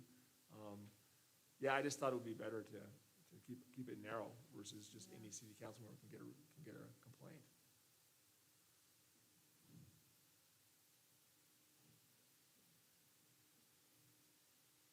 We could even have it just to the city attorney. I just felt like you never know what your organization's gonna look like in another 10 years. No, because a lot of people, most people don't know who the heck that is. Right? But people can figure out who the mayor is, so I like it the way it is. I'd be happy with it just being the city attorney, but I can live with mayor or city attorney. If we're going to do that, we really need to have it all over the place on the website and the bulletin and maybe a posting on the front door of the building. Here's the phone number for the city attorney if you have any, well, you don't want to say if you have any complaints, his phone will ring off the hook. But that's not public knowledge, and so that's, if we're going to limit it to the city attorney, we have to make sure that everybody knows how to reach that person and what his name is. I personally like the addition of the mayor, because, what we're talking about is if the harassment involves the city administrator. And I would think the mayor would be the appropriate next person. And then after the mayor, certainly the mayor can say, I think the city attorney needs to be involved in this. So I'm okay with that.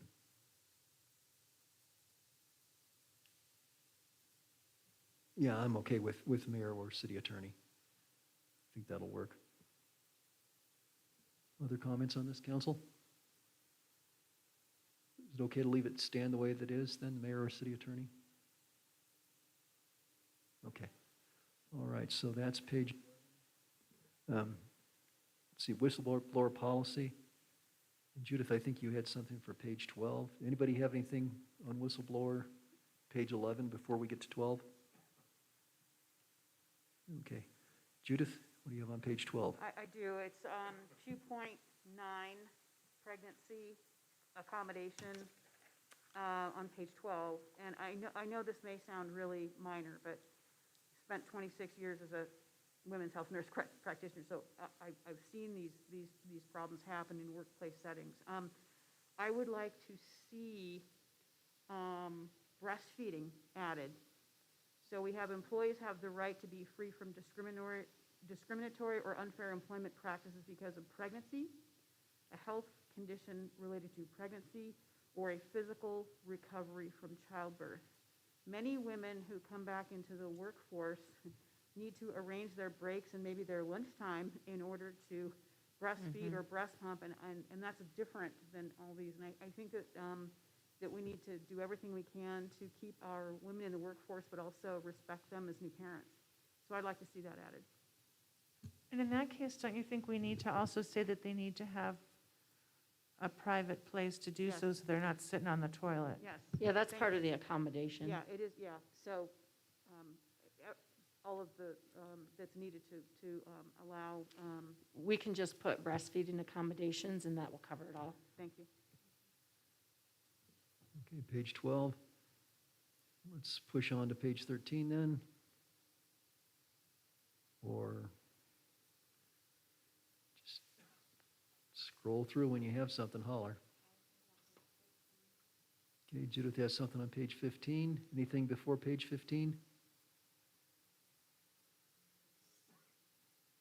Okay, let's go to page 15. Judith?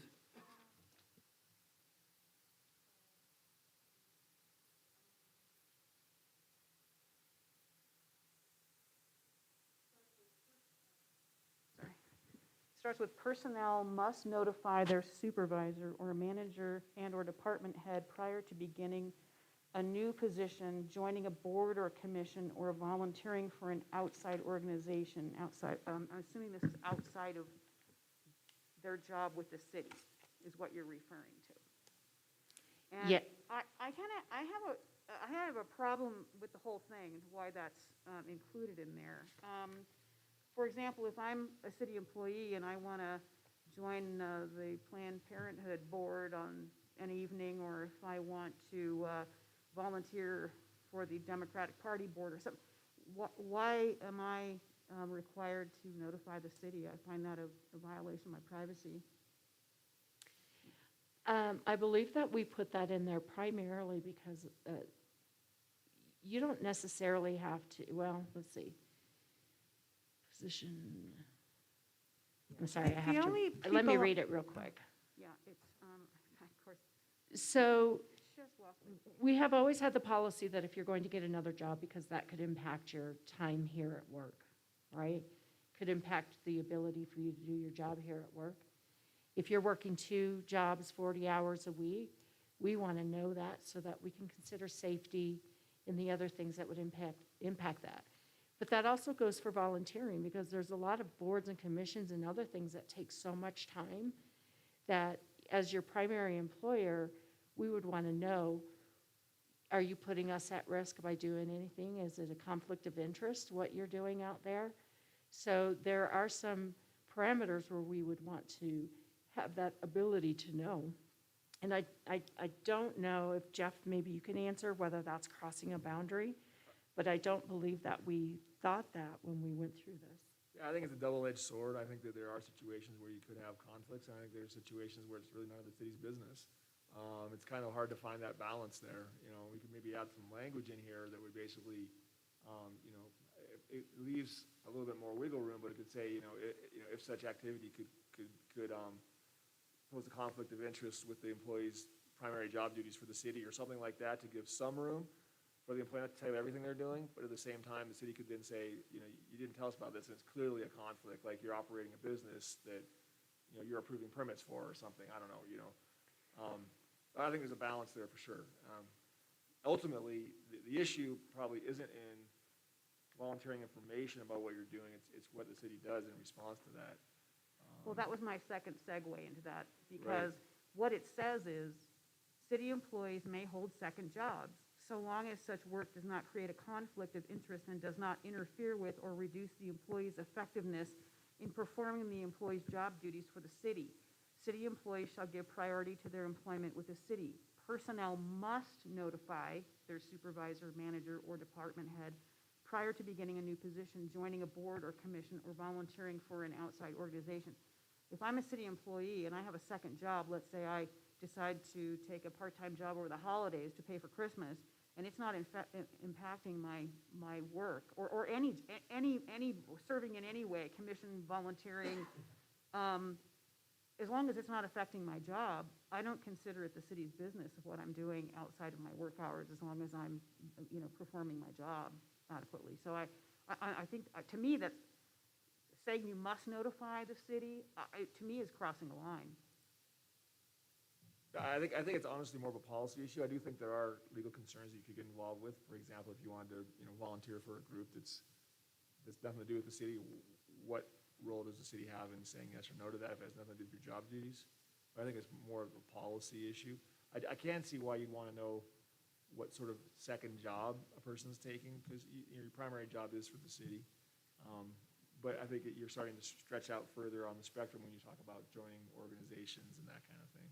Well, it does say volunteering for an outside organization or commission or board. And what are the consequences if you find that an employee has another job and they didn't notify you? You can fire them. What are the consequences of? Well, they could face You didn't know I had a disciplinary part-time job action. at King Soopers on the weekend. I don't think anywhere in here it says that you have to notify us of which board or commission or other place you're volunteering for. It just says you have to notify us. And the reason for that is because we have run into situations where volunteering on boards and commissions and doing other things impacts their daily work activities. They've got to leave early. We've got to come in late. We have to leave in the middle of the day. So I think that since the city is their primary obligation, the city has a right to know if their schedule is going to be interrupted, right? We're not asking you what organization you're volunteering for, what board you're going to be sitting on, unless it's in conflict with your job. So I think that we do have a responsibility to make sure that they can make it to their job every day, and that they can do their duties, and that these other things aren't going to be interfering with that. But you would only know that I had another job if it was interfering. You know what I mean? If I had another job, or I served on a board, or I volunteered, and I was just the best city employee that ever happened, you wouldn't care. You'd only care if my work, if my work was being affected. So why must I notify you in advance? I mean, wouldn't you deal with it with the employee if it became a problem? I don't know, to me, it seems like a violation of rights. That is a standard practice when you have secondary responsibilities outside of your job, that your primary job is your primary job. And if you get that secondary job, it is a standard practice that you should be letting your employer know, hey, and maybe it is a conflict of interest, But serving on a commission or board or volunteering, to me, that's a stretch.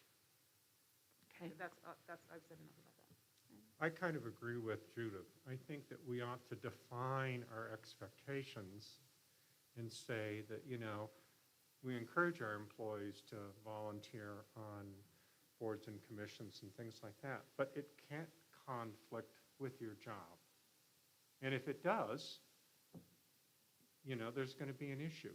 But I have a real problem because I think there are certain political things or certain things that somebody may volunteer for that actually your boss may not like that organization. And I have a real problem with your boss being notified of that. Again, we're not asking for the name of the organization that you're volunteering for. We're just asking for what your commitment Wait a is. That's minute, gonna come up. Can you read that wording, please?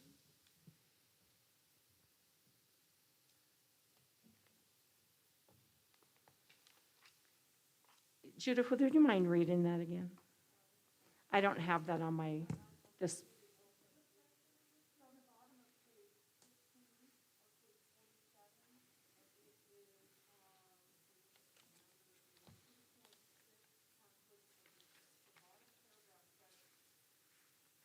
City employees may hold second jobs so long as such work does not create a conflict of interest and does not interfere with or reduce the employee's effectiveness in performing the employee's job duties for the city. City employees shall give priority to their employment with the city. Fair enough. Personnel must notify their supervisor, manager, and/or department head prior to beginning a new position, joining a board or commission, or volunteering for an outside organization. Now, I will say one more thing. Under 3.10, item H, it already also says, H says conflict of interest. Personnel must avoid any personal, financial, or other interests that might hinder the ability or willingness to perform their job duties. I think that says it all. I think that covers it. I'm just having I can just see where there would be abuse, potential abuse of this.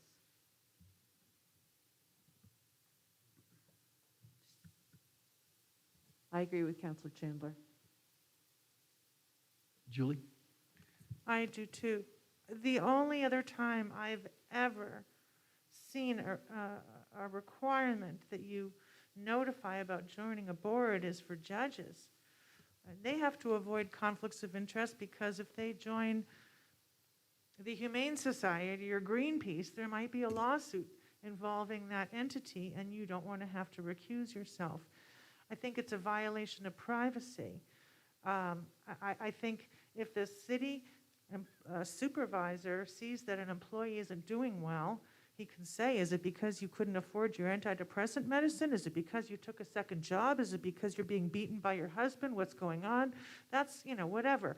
But I don't think the personnel must notify their supervisor or anyone else about what they're doing. If I'm cleaning toilets on Saturday night to help support myself so I don't have to go on food stamps, I don't think I need to tell the supervisor or the city administration about that.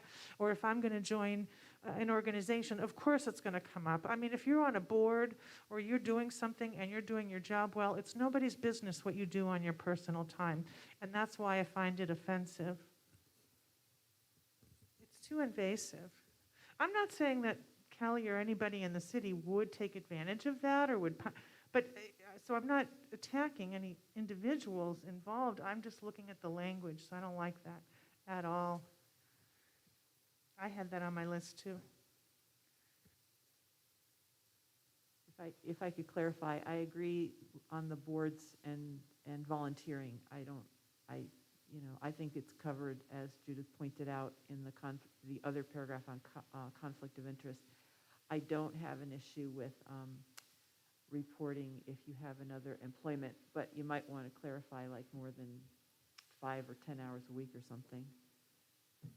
But Nancy, can you give me an example, or anybody here, give me an example of a job that a city employee could take that would create a conflict of interest with the city? I'm just Yeah, struggling with I that. could.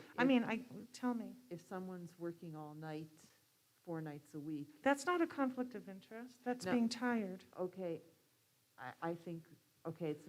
I can thought a see where conflict of I- interest was like if I'm working for a commission to overthrow the government or to undo ordinance number blah blah of Manitou, and I'm on that board, maybe that's a conflict if I'm working for the city trying to enforce that same law, but that's only a conflict I don't think that's a conflict. If you're performing your job well, I don't see why you should have to tell your supervisor that you're taking on some little side gig or a newspaper route.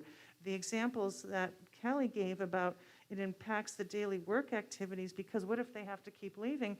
If they have to keep leaving, unless it's for one of the excuses in here, like family leave and family taking care of, then I don't care if it's because, you decided you have to go running 3 times a day or whatever the hell the reason. It doesn't matter. You're not at work. You're not performing your job. You're out of here unless you can rectify the situation. But that's not an excuse, I don't think, to require anyone who ever works here to have to report on the other things they're doing in their personal life to make ends meet, or to do some, charitable or political work. Yeah. So I would just like to see the sentence starting with personnel must notify taken out. The rest, I'm fine with. I was wondering if in that sentence there where it says beginning a new position, joining a board, if we said beginning an activity that might affect work performance, does that improve it or just make it muddier? Muddier. I agree with Judith's suggestion that we just stop. Just strike that one sentence. City employees shall give priority to their employment with the city.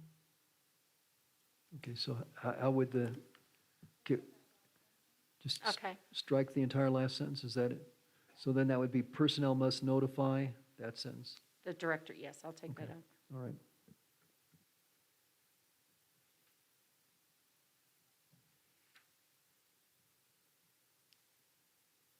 Okay, page 16. Actually, it's 10 of 8. We've been going close to 2 hours now. Why don't we take about a 10-minute break?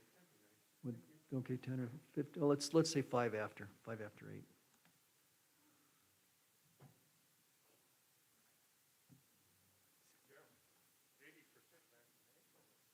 That's not bad, eh? That's the, yeah, it's pretty good for, whoops. Yeah, that's definitely.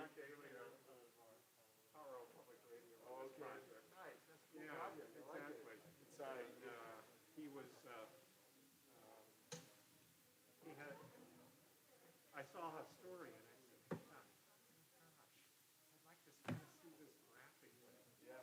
And I go, where'd you get the data? And he goes, oh, it's here. And then I went, oh, and then suddenly I looked at it and I'm like, oh my God, how in the world do I find the addresses for all these schools? Oh, man. So it took me about a week to find some horrible database in the Colorado Education Department. Okay. They actually had a map of schools' names, the district they're in, the lat long. It was all really perfect, but then this was the problem. The health department, when they're entering the data, they might say Manitou, ELEM period SCH. So for me to kind of take that and match that with their address.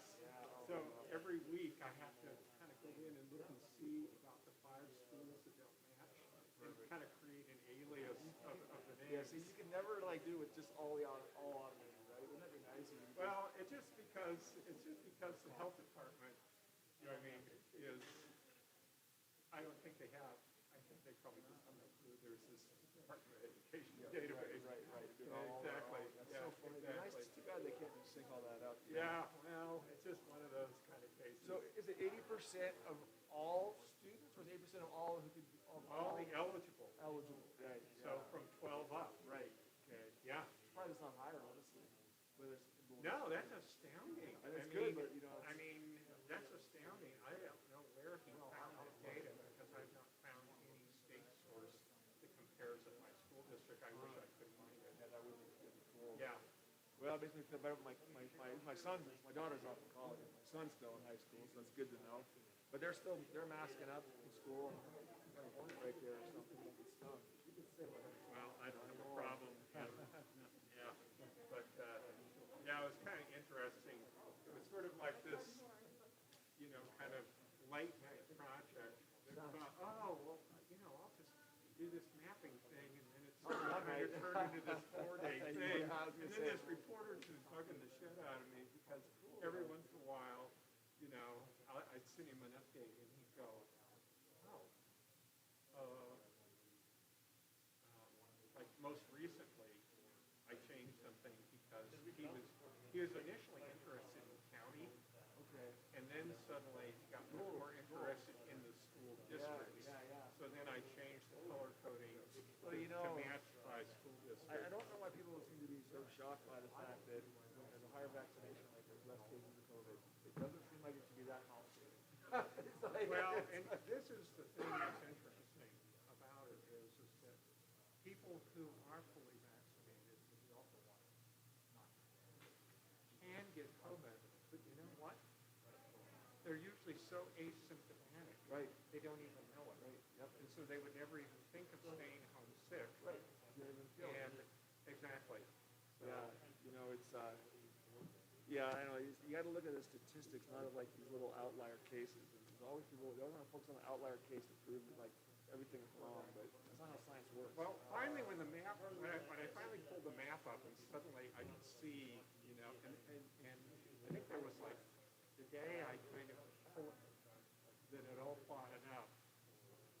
District 14 out here, the students had a big walkout because they had just put a mask mandate in place because they had so many cases in school. Yeah, right. You know what I mean? Yeah. And so I immediately went over to go look at, the case data for P49, and it's like, Totally, it's a yeah. huge giant bubble. Right, it's It's like, sort of like, I can see what and the superintendent was like going, I don't know what else to do. here's the You know thing, what I like, mean? the people, the people who like make the most noise aren't necessarily the most reasonable. And you hear these people yelling at you. It's funny, I walk my dog all my neighborhood, and there's this couple who every so often I run across, and they're very outspoken about how the vaccines are dangerous and how they're never going to get vaccinated, blah, blah. And I ran into the guy like last week, and he said, he's friendly enough, but like I kind of try to stay away from people who aren't vaccinated because I don't want to talk. But he said, he goes, well, I got vaccinated. And I'm like, oh, really? What happened? He's like, one of my employer told me I could either lose my job or get vaccinated. He's like, I wanted to throw in money. I'm like, oh, it works. It actually works. We had a high school kid in Mankato, one of the police officers died of COVID. I decided I'd go to the memorial service. Suddenly, I walk in,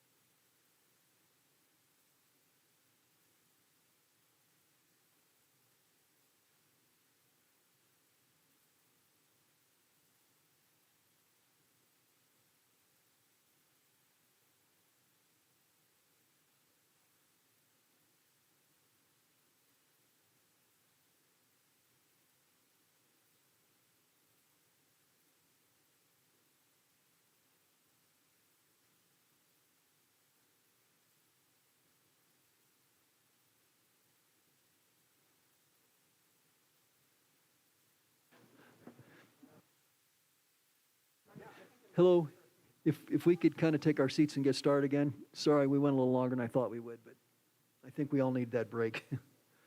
Okay, we left off, we just finished page 15. So, anybody have issues with page 16?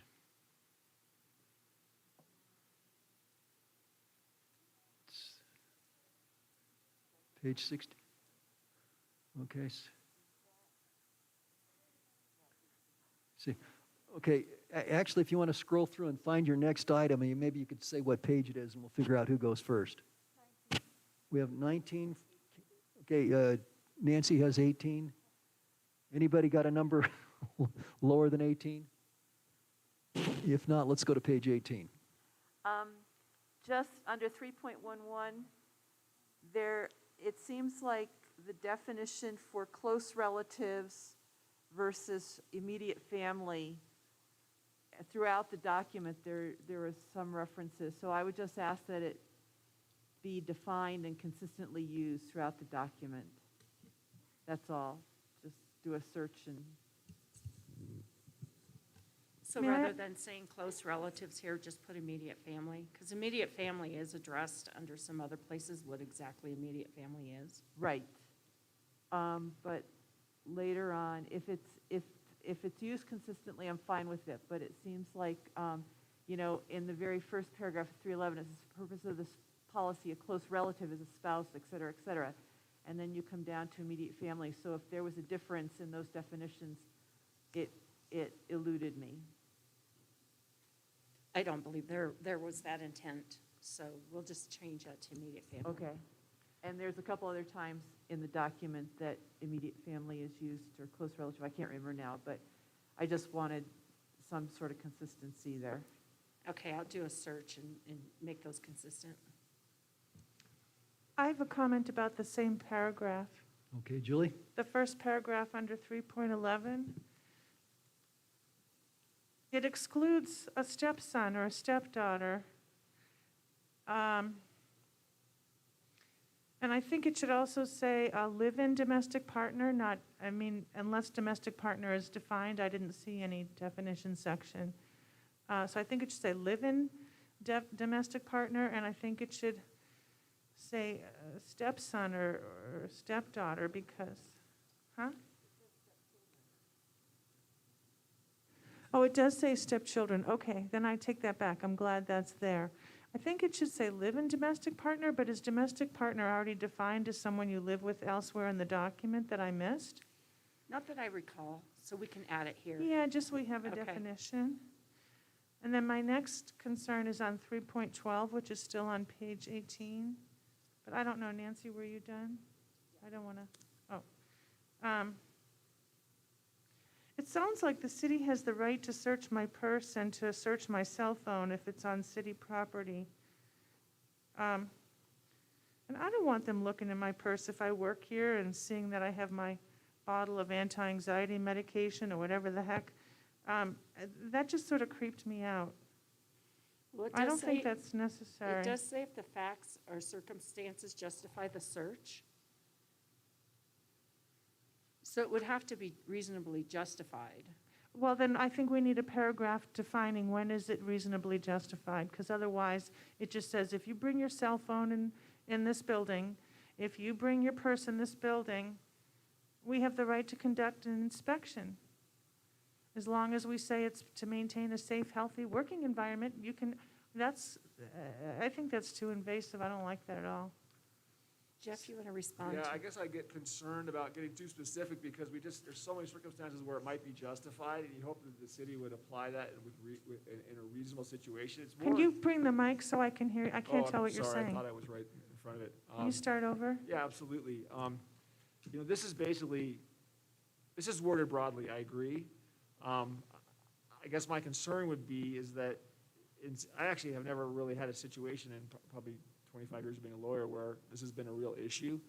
But I'd be concerned to try to define it too specifically, because this is going to provide the city with a defense for actually a situation that might actually be necessary, like, a weapons report or drug dealing or something like that. I guess I would be concerned trying to really limit it. And then if the city's abusing it, if city council is finding that it's being abused, we could limit it further. Well, how about this, Jeff? What if we take the very first paragraph of 3.12, which is also the very first sentence, and at the end where it says, if the facts/circumstances justify such search, why don't we beef that up a little? You know, if the supervisor and HR both confirm that blah, blah, blah, you know, so that we don't just have any Joe Blow justifying facts and circumstances? Would that, Sure, we could Can have, we do something like we that? could have some kind, we could say, maybe, I guess I wouldn't want to have, maybe like the supervisor, yeah. I'd like it to go beyond the supervisor. I mean, if you're going to be looking at someone's phone or looking in their purse, I'd like to have a second set of eyes on it, you know? Whoever it may be. It doesn't have to be the city attorney, but I don't want just their immediate supervisor having that authority. Yeah, if you look at the next paragraph, that does cover a lot of that. Can you point out which sentence I should be reading in the next paragraph? Yeah, city administrator and human resources actually have to authorize it, the last sentence in the second paragraph. The last what? Sentence in the second paragraph. Any such search must be authorized by the city administrator and human resources.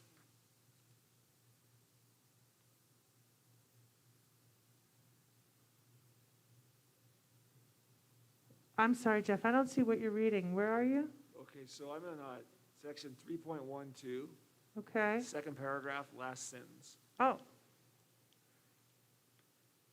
Oh, perfect. I'm sorry I missed that. Oh, Thank you're you, that making a makes me good feel point. better.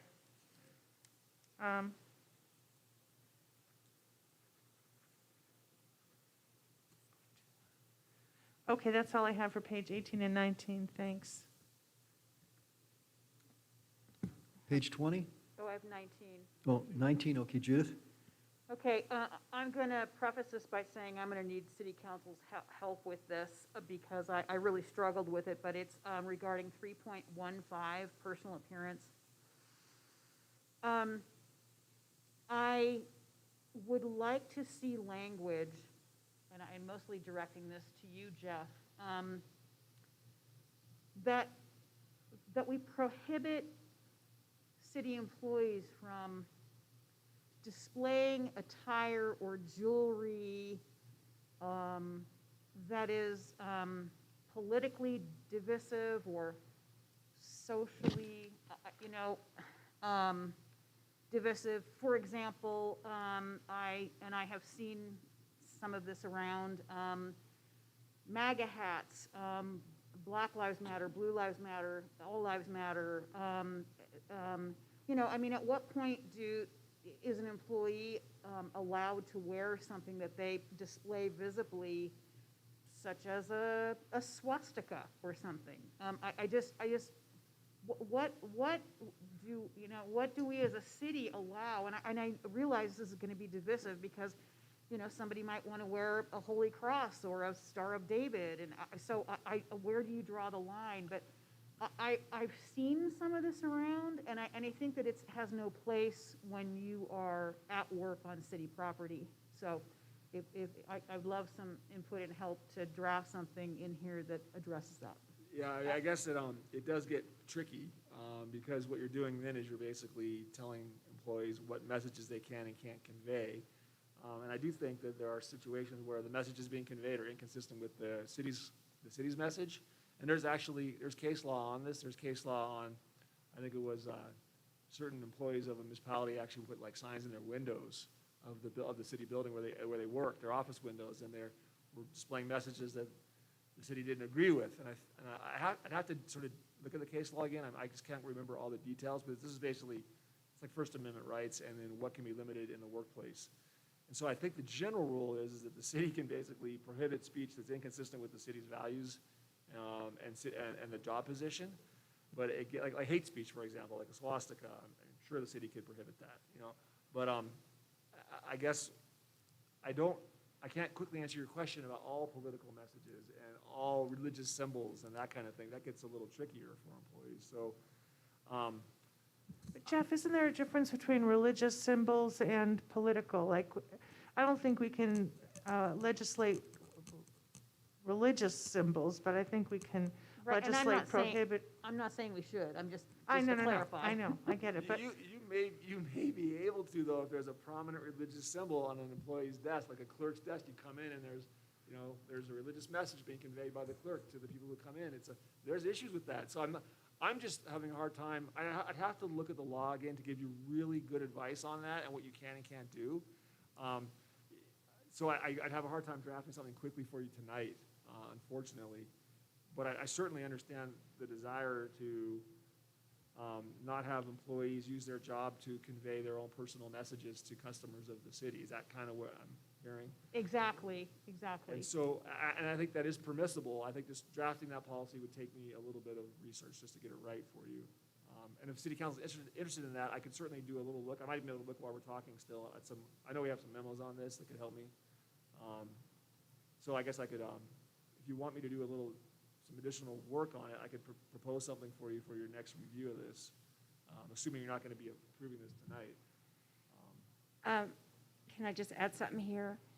The first sentence basically says that employees are expected to report to work in appropriate business attire that reflects their position and required day-to-day work area demands. I will tell you that the primary dress code for the city is business casual to business professional, depending on what you're doing that day. However, there are some departments, Public Works, Park and Rec, those type of things, those ancillary departments, where they are required to wear a shirt that designates the city of Manitou Springs. And we don't allow them to just wear general t-shirts or anything like that. Everything is uniformed. Of course, police and fire have their own personal uniforms. If people are dressing outside of that, that is something that we should be addressing as an organization. Our managers should be alerted, and we should be taking care of that because they should not be going out. Code enforcement has to have their information because when we're out there addressing the public, they need to know who we are. So when we're talking about these other, random t-shirts, whatever it be, political, religious, or whatever, they should not be wearing those during business hours. And if that is something that's happening, then we should be alerted so that we can take care of that appropriately. And go ahead. I was just thinking, first of all, maybe casual and business professional needs to be defined. Maybe people who come into our employ don't know that. But I want and the reason why I brought it up under personal attire are more adornments, hats, pins, jewelry, any accessorizing. Tattoos. Buttons, masks, for sure, masks, yes, that convey a message that is not in keeping with the city's values. Okay, and I think, I'm sorry. John, go ahead, John. I guess my suggestion is, I think instead of us trying to define what our values are, I think it just ought not to be, there's no message. Okay, I don't think you ought to be coming to work with a mask that says Amway, or an Amway logo, or an American flag, okay?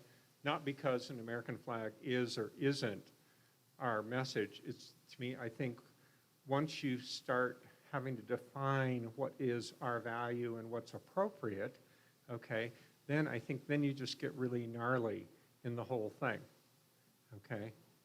And so I think when you come to work, okay, I think it's a reasonable expectation in any organization I've ever been a part of that they can dictate essentially your attire, okay? And it's not a place to come and where, I sell Amway, okay? You know what I mean? And say that you do that. I've even worked in organizations in which if you're going to park in the employee parking lot, your car can't have a bumper sticker that has your particular predilection in it. That is company property. It's not for you to kind of advertise your thing. If you decide you want to do that kind of advertisement, you can go park on the street. You know what I mean? But when you're at work, there's no sign in the window, okay, that says, your thing. A mask on your face, I think, should be plain, okay? And I think that we know what the city's logo is, okay?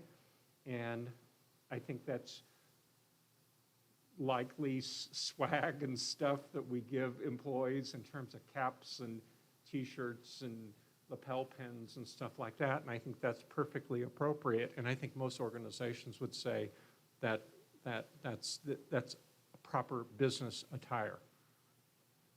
So it sounds like we need a definition of the business attire thing. Well, I guess what Or I'm to- suggesting, or and so a that's why I'm definition sort that's- of kind of suggesting with Counselor Judith's suggestion of things that we find offensive. I think once we start kind of saying, what is that? Then I think we really are getting out of control in terms of, because who knows what that would be. And now you're putting, I think, a whole burden on a supervisory chain to figure out what the heck that is. What I like, what you're talking about is the idea that it's not a content-based restriction. It doesn't matter what the content is on your clothing or your jewelry. It's just basically, it could be a policy that says no jewelry or clothing or attire or I guess it'd be accessories that convey a message, period. And then we could provide some examples perhaps, but I mean, that's probably, I'm pretty comfortable with that. And obviously I want to just do a little digging for half an hour, just make sure I'm missing any case law. There's lots of case law on dress codes and lots of case law on dress codes in governmental settings. So I think that would probably be permissible, something like that. That would be great. Because it's my understanding that if we say what you just said, no, that it's content neutral, which is the lingo they used in all these First Amendment lawsuits and cases. Do you know, Jeff, offhand, though, does that pertain also to religious? As long as it's content neutral, then we can prohibit religious messages on the job. Is that your understanding? Yes. I think that would be great, because that way we don't have to get into the nuances like John Shada was saying. What's okay, what isn't okay? I like your flag. No, your flag is a Confederate flag. That gets too icky, because we're not supposed to pick and choose. So that sounds like a really helpful definition. Good. So it sounds like council is in favor of having Mr. Parker write some brief, appropriate comment after he thinks about it and sleeps on it. Yeah, I'll just dig into a couple cases quickly. I'm sure I can get you a quick answer. But I think as Kelly pointed out, you could use your current policy the way it's currently drafted to prohibit messaging like that already. But I think that then you're going to, one more sentence, just clarifying that no messaging is permitted at all would be even more helpful probably just to add to it. And then, obviously, there's no perfect policy because they're going to argue, well, this isn't a message, this is just my earring. But you'll have to use some judgment here, so. Okay, great. Judith, did you have anything else on, or anybody that's on? it. Thank Page you. 19? Okay, we're done with 19. Let's go on to the next one. 20 or 21? Does anybody have anything before page 25, let's say? 22. On 3.20, we also do the judge. You didn't list the judge on here for hiring for city council.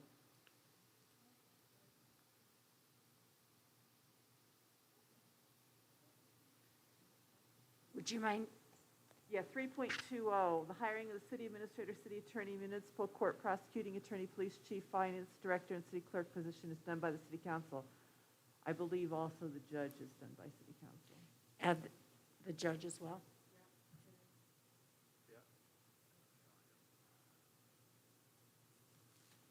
Are they considered the city judge? Is that so? Municipal judge? Yeah. I just want to know how to word it. Municipal judge is the right term. Okay. I have something on 23. Okay, Julie, 23. Thanks. I'm at 3.21 at the top of 23. And this is so broad. I mean, just recently, Nancy was quoted in the paper saying something about, oh, Manitou this and Manitou that. That would be illegal under 3.21 because she's not the mayor or the city administrator. I mean, I don't know if she was officially became the designee for the spokesperson, but That seems kind of, Well, I I was, don't know what the officials, if you're the official spokesperson, does that mean anything at all? Does that mean other people can't be official spokespersons, or I don't get it? If I could address that? Because I did question that as well, but I was asked by the public information officer to do those in lieu of the mayor, and I see the PIO as a city administrator designee, so I don't know if that's sufficient, but I didn't just go out and talk to the media all by myself. Well, aside from that specific situation then, I still, does this suggest that if you're not the official spokesperson designated, then you can't make a public statement? I mean,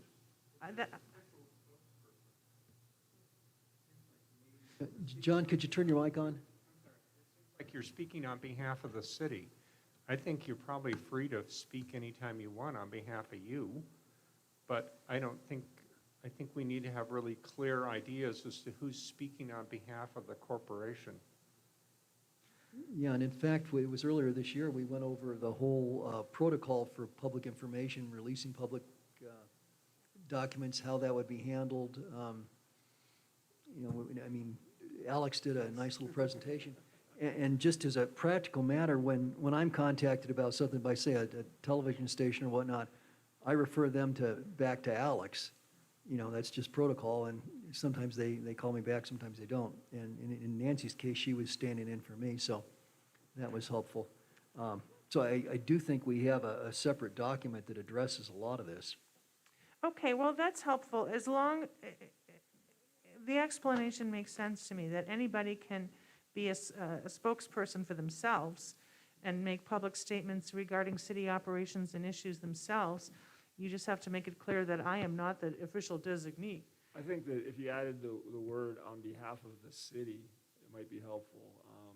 So we'd say that the mayor and/or city administrator or the city administrator's designee are the official spokespersons authorized to make public statements on behalf of the city regarding city operations and Okay. issues. It might just make it a little more clear. Okay.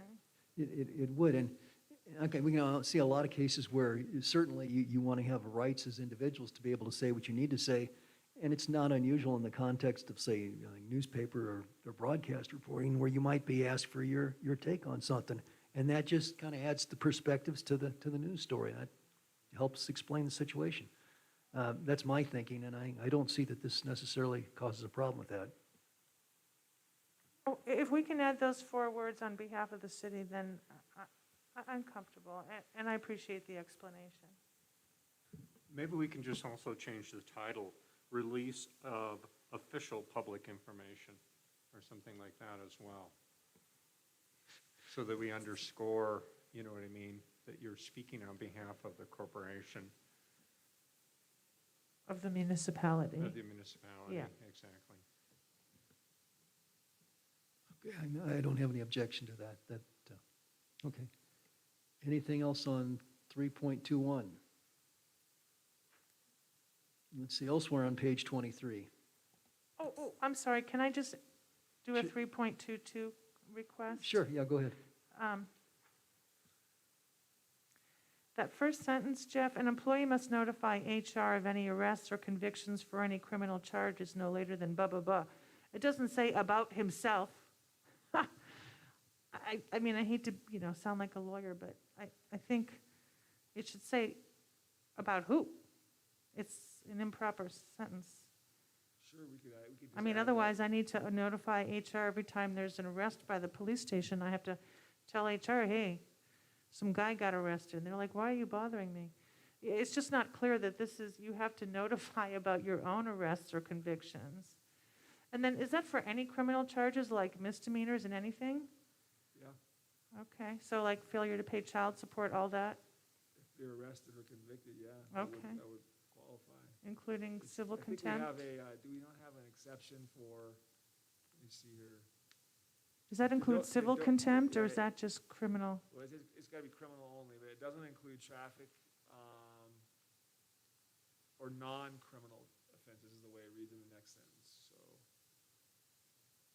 Because I have no idea what offenses are exempted from statutory criminal, I don't know what that means. I'm not Criminal sure I- charges I'm not exempted sure I from know statute, either. criminal charges exempted from statutory criminal offenses? This is probably, this is That's old not- lang- I'm gonna read this again, it's differentiated. That doesn't make Other sense. charges are exempted from statutory criminal offenses. Yeah, I don't know what that means either, honestly. That's goofy. If you could work on that a little bit. Yep, no problem. Okay, that's all I have for that, page 23. Okay, anything else on page 23? Okay. 24, 25. Say when you got something. Okay, 25. Bereavement leave?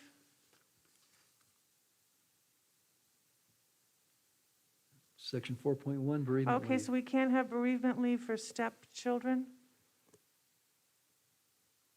Did stepkids get left out of this? I'm sorry, it says child, biological, and/or via marriage, adoption, or legal Yeah, well, guardianship. I've had plenty of cases, in fact, I have like 3 of them right now, where people are fighting over custody, they were never married. It's a common thing these days. So I don't think it should only be via marriage, adoption, or legal guardianship. I think it should include stepchildren. If I'm raising a kid since he was 1 year old and now he just died at age 12, I'm not allowed to stay home and go to his funeral and cry because I never adopted him, because his father lives in Ohio. That doesn't make sense to me. I just think it's a minor thing that we could add stepchildren to. And the other thing I wondered about adding is whether we should include here live-in domestic partners, which, as you know, was included in the above section regarding whatever the heck it was. It was included in, Okay, so we'll add the stepchildren and then the live-in domestic partners. oh, it was under hiring of relatives. Yeah, that, I mean, I don't know if anybody else agrees with me. It's just my opinion. I think it makes sense. But I wanted to put that out there. I don't see any objection. Live-in domestic partners and stepchildren. And then I have something on 4.3, but that's the next page.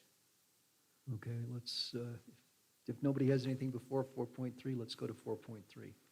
I'd just like to make a comment. I know this is Colorado law, but having been a parent of a child who was the victim of a heinous domestic violence, it's just so sad to me that, I mean, I think it's wonderful that we give 40 hours of paid bereavement leave, but really, 3 days for a domestic abuse?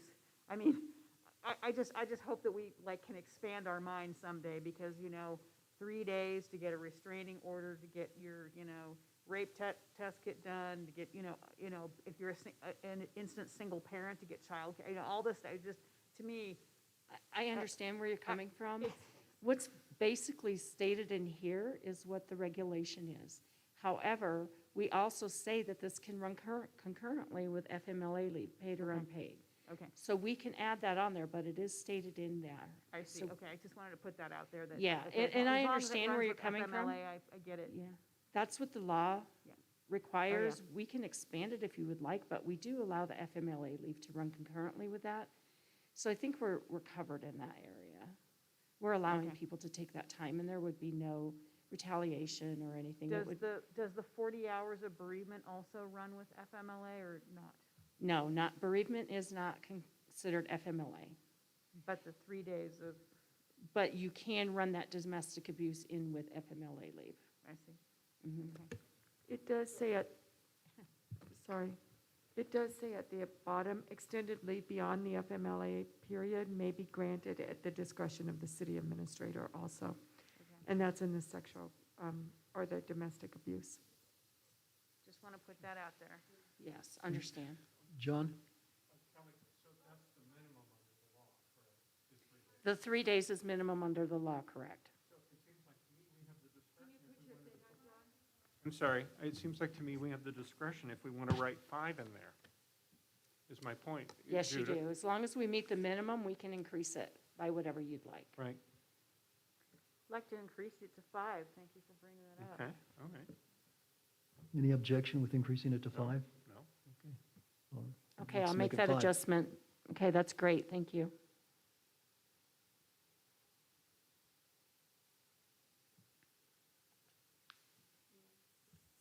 May I Oh, jump sorry, in? yeah, Julie? Is it required by state law that when you take the benefit of the FMLA, I'm assuming the FMLA is the state, not the federal, the state, is that right? Federal. It's federal. So when we're dealing with the federal FMLA, and then there's a state counterpart, I understand, that was referenced earlier, it just seems like I was offended that we're almost undoing the public policy behind the whole legislation by forcing people to use their vacation time. I mean, if By I- having it running concurrently, you mean? Yeah, I don't see why that should be mandatory. I think that should be optional.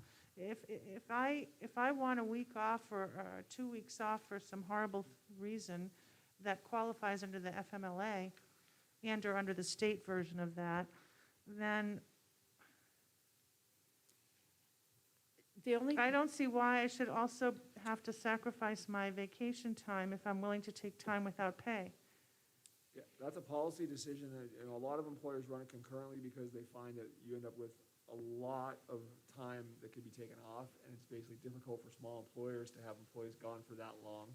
And so a lot of our well, not all of them, but a lot of them have it run concurrently because they feel like you should be using your accrued leave and be paid for it during FMLA leave, because you get 12 weeks off, and it just makes it really difficult to have people gone for that long. But that's a policy decision. And FMLA as well as the state version, both are unpaid leave, right? FMLA is unpaid, And the state version is unpaid? yes. So I would prefer to see that, maybe after the first 5 work days, then you can be forced to run concurrently. But I think you should get, at least a week of being able to use the FMLA. The problem with allowing people to take paid time off is benefits. So when we're paying medical, dental, vision, all these other benefits for people, if, let's say they're taking this 12 weeks off, and we don't require them to take their leave, they're not receiving a paycheck. How do they pay for the benefits? Because the city is still paying their portion. We're required to continue benefits under that FMLA. So who pays that employee portion if we don't have anything to take that money out of? What does FMLA say about that, Jeff? Sorry, I missed that issue. Oh, she was saying that, making a good point, that Kelly said if there's 0 earnings, then the city is unable to deduct the employee's share of the health insurance premiums from a 0 paycheck. And that's why we should force people to take their vacation time concurrent with FMLA. Well, I mean, sorry. No, go I ahead, wanted Jeff. to know what the law says about that. So when you're on FMLA leave, the employer does pay your health premium, but Oh, the they pays employer their pays the portion. employees? They pay the employer's portion. The employee still is responsible for their premium. So it's more of a practical issue how you would deal with that. I mean, I see the issue that you can't deduct it, but it's still the employee's obligation to pay that. So Right. it'd have to be some kind of practical way of dealing with it. Right, so you say to your employee, look, either we're going to have to deduct this from some future money we give you, or you should take at least, enough of your paid time off to cover your premium, but I don't think it should be mandatory. And also, what happens if I've already used up my time, my vacation time? I've already used it. Now I qualify for FMLA. Now what? The process is typically that you take your personal day first, if you have it in your bank. But if because- I've used all that junk up and now I Okay, so you've used your qualify for personal, then FMLA. you use your sick, and then you use your vacation up. And then you still are on FMLA, and you've used all your accruals. Or maybe I used all that up last month when it had nothing to do with illness. Right. Okay, so you've now used what? all of your accruals. We don't have an option but to put you on unpaid time. But again, then there has to be a contract put together as far as the employee making payments for those benefits. That's what I would prefer rather than the way it's worded now. we have to realize that we are providing sick time, and we provide a lot of sick time. We provide 96 hours a year, which is quite substantial when you look at other companies that don't provide sick time. That is, Sick time paid? sick time is paid. So I don't mind if you say you have to use your sick time for your FMLA, but I don't think you should have to use your vacation time. Those are different. It's a policy decision for the city council. I think that, I'm not sure what sort of financial ramifications that would have for the city. I don't know if it would be big or small. I'm just saying, it's not unusual to see it running concurrently. It's probably the majority practice, but I understand the reasoning why you think it. Or I'd like to have at least a 1 week, period when you're not forced to, so that people have options.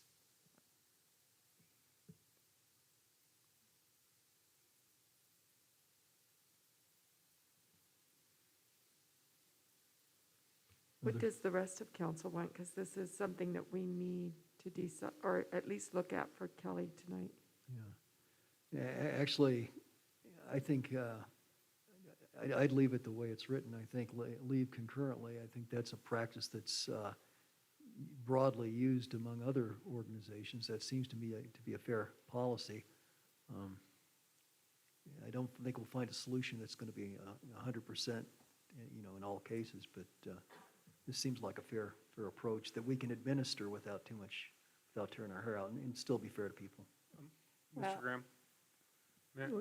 Yeah, John? It seems like Kelly's concern is just that we don't end up with some contractual thing where somebody owes us money for their portion of the employee health insurance and things like that. Is that correct? That's partly, yes. Okay. So what I'm interested in is can we construct it so that it is concurrent to the degree that you have to use that to cover your obligations? So in other words, if you're taking a week off and your obligation for your health insurance for that week, let's just say it's $100, okay, is employee paid, that you have to take that amount of vacation or sick time or whatever to cover that That's- amount. I think that it's a good idea, but administratively, that's really going to be difficult to manage. With that, everybody has a different amount that they pay for their insurance. So everybody's vacations would have to be different, everybody's salaries are different. So there's a lot of administrative work that would go into that. That would be pretty big on the finance and the HR side of things to manage that. How often is it that people take FMLA leave? That you make it sound like it's really a common thing? Is that right? Actually, FMLA is common. When people have surgeries, when people have illnesses, when people have cancer and they've got to have intermittent FMLA. And one thing is, I've been doing this a long time, and there are people who actually abuse FMLA. So requiring the concurrent use of their accruals really reduces that, and it limits that because people watch their time. And there are, for the most part, most FMLA is very on the up and up. But I have experienced issues with the abuse of it. And I do think that when you have people that need, and some people don't need the 12 weeks off right away. Some people need it intermittently, right? For short surgery, and then maybe they come back, but they need it intermittently for PT or whatever, or they need it for chemotherapy over the course of a year. So in order to manage this the way that we need to manage it, it just makes more sense, and it is a very common practice. I don't know anyone that doesn't require their employees. I don't know every employer in the world, but I know that it is common practice. You use your personal, your sick, and then your vacation in that manner. So. No, that's with your FMLA. That's even worse, it's concurrent. So you The sign up for your FMLA becomes FMLA leave, irrelevant. and then while you're out, then you're collecting your sick and your vacation, et cetera. Yeah, okay, that's Yes. right. It's I'm as sorry. if, in other words, it makes it as if the FMLA law never got passed. No, not necessarily. The Unless FM you've already used up all your sick time and all your vacation time, and then FMLA will truly kick in. No, well, the policy that they passed for FMLA is actually going to go into effect in 2024. And that's a paid FMLA act. And at that time, there's going to be a percentage of a tax that the employee pays and the employer pays so that they actually get a paid FMLA period. Right now, it's still the unpaid period. That act that they passed doesn't go into effect until 2024, January 1. So, Yeah, so that's the state FMLA, but yes. I'm actually looking it up. I don't believe that applies to governmental employees unless the government opts into that. So, So that's irrelevant to us, Yes. what Kelly just said. but it could be relevant in 2024 for you if you opt in for that. So, But you have to opt in, otherwise you don't have to follow as a that. governmental employee. So that's employer, just for private employers. right. Okay. But we have a couple years for that, so we need to still deal with the federal FMLA, which is unpaid at this point. Yeah. Okay, well, I guess I'm not clear as to what we want to do here. Again, I'd vote to leave it the way it is, but I understand there's other opinions. Let's just take a quick reading of temperature. John, how do you feel? I guess I'll defer to Kelly if she says that this is, I guess what I want to go over real quick in terms on FMLA. Vacation is usually something that you have to schedule, correct? Okay, in other words, that's something that you've got to schedule with your supervisor, in agreement with your supervisor that it's okay to take that time. So you can't just roll in one day and just say, hey, I'm taking 2 weeks off, correct? Correct. Okay. Now, FMLA is different. FMLA, you can trigger FMLA given any of these kind of life events, correct? Tomorrow, Right. okay? And so that's kind of the difference, I But think, in terms of how that's again, kind of then- layered on there. Right, then the sick time kicks in though, Right, right? And so you don't start utilizing your vacation until your sick time is I see. exhausted. okay. So sick time you can take at the drop of a hat if you need to. Exactly, right. Or FMLA, if you Is- essentially meet the yes. requirements of Mhm. FMLA. Correct. Okay, all right, thank you. So will you force an employee to take FMLA if they're already using their sick time? What if I want to save my FMLA for my future cancer treatments? I'm required to take it concurrent with my sick days? Yes. Yes. See, that's the part that, You want to take FMLA because it protects Protects your you. job. So there are certain federal guidelines with FMLA. If somebody's out for 3 days, I have to notify Kelly. Kelly has to send them certain things. There are certain things that have to happen with FMLA, and you want to take it because it protects you from your job. well, So if I take says- it now, then I won't have it next month for my chemo. No, because it may be that you only want to take 2 hours this month.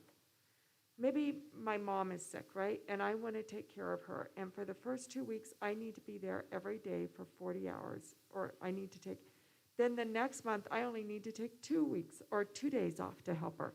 You get so many hours per year, and you can spread it out per what the Yeah, doctor that's what I'm saying. You states. have to use up those hours per year on your sick time, and then whatever is left over, that's all the FMLA you have left. No, you can No. still use it. You can may not still get- use it, but you only get so many days a year with MFMLA, You isn't get that right? 700 and some hours. I can't. It's 12 weeks, 480 yeah. hours a year, so it averages out to 12 weeks is what you get with FMLA. Right, so You if I can- have to use, what did you say, we have 96 sick days? So if That's the in first 1 year. 96 days are my sick days, then I only have so much FMLA left. That's, I don't want to keep arguing the same thing. But, you know, you're both being accurate. It's just a matter of policy. I mean, yeah, it's not a right or wrong. It's just legally you can do what either one of you are proposing. I just want to make sure that it's city council's choice as to what the proper policy is. Okay, thank you. Natalie, your thoughts? I don't really know. I understand, it's complicated. Judith? I'm okay with leaving it the way it is for now. Okay, thank you. And again, I'd be okay leaving it the way it is for now. Nancy? I'm okay with it as it is, and since it's brand new, in another year or two, we may decide it doesn't work like we thought it would. But for now, I'm good with it as it is. Okay, thank you. I can make one more comment. Sorry, Councilmember Bremner, I didn't mean to leave you out. Steve? I concur with the mayor, Nancy, and Judith. Okay. One comment that's maybe worth making is, I'm not really sure, many of my clients in my 25 years of being a lawyer, or longer than that even now, I think, have actually had, maybe a few times we've actually had employees completely run out. And when they completely run out of leave, there are other options in the city manual for some extensions as well as FMLA, but at some point, the issue is also affecting city operations with a small employer. And so I think it's a very rare situation when you have somebody run out, and then at some point, you do have to think about the city's operations as well. So that, it may not come up that much. It's just worth pointing out, I hope. No, that's a good point on practical matter, yeah. Okay. Well, I feel a little better knowing that there's this extension opportunity so that you don't get, Yeah, I don't want to misspeak, but I Creamed. believe we have, isn't there a donation policy that we have now? That's the other thing. We do have the ability for a sick leave donation request, so that we can put it out and people can donate excessive sick leave if they would like to. The other thing too is even if your FMLA time runs out, I think is what Jeff was referring to, is we can also offer an extended period of leave time based on the particular circumstance. So if it's a cancer diagnosis and we know that this person wants to come back, but they have some extended treatment that goes past their FMLA, we can provide an additional short-term leave, if that helps you. And also, just so you know, with PARA, we also have short and long-term disability plans through PARA, which can also be a supplemental wage to assist with the FMLA. And that can run concurrent with FMLA. does the 4.3 FMLA section include the additional family definitions that we've already noted above, i.e. stepchildren and live-in domestic partners? Actually, if you keep going through the FMLA benefits and protections, this whole 4.3 is basically about FMLA, and this is primarily right out of the FMLA book. So Which doesn't include stepchildren and live-in domestic partners, apparently, which we have already concurred we do want included. So that's why I'm asking, do we have to specify in here that we're not using the FMLA definition of who can get sick? We're using our own because we're including stepchildren and live-in domestic partners as people who qualify to trigger the FMLA eligibility. And that's why I'm wondering if we need to add that under 4.3. Jeff? Yeah, you can expand the coverage to whatever you think is appropriate, so we could definitely do that. I'm looking at the FMLA definition of a family member right now, trying to get that quickly, and it's basically son, daughter, parent, spouse, which is a husband or wife, including those in same-sex marriages.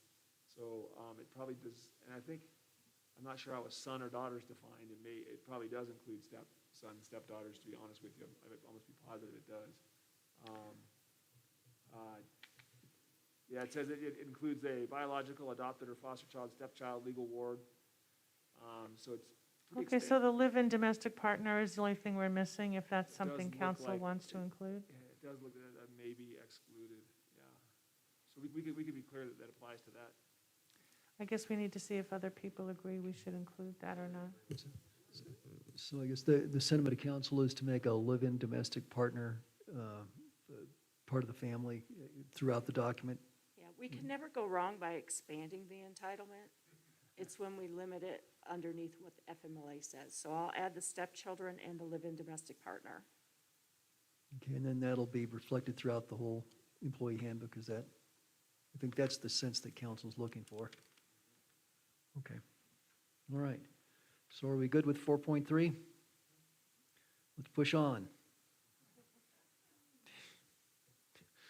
On you Huskies. Showing my age.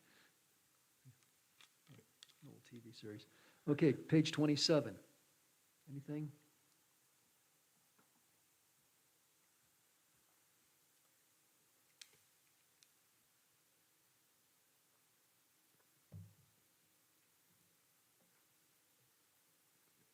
28, or just holler when you've got something. I've got a page 30 issue. Okay, anybody have anything before page 30? Okay, let's go to page 30. Kind of same issue, Jeff. I just wanted to see if there's one place where you can define family so it doesn't have to keep coming up. But I just wanted to make sure that 4.6 pertains to live-in domestic partners as well as stepchildren. Yeah, I think we'll need to just look through the whole manual, make sure we're Yeah. consistent with how we define that, so. Okay, 31.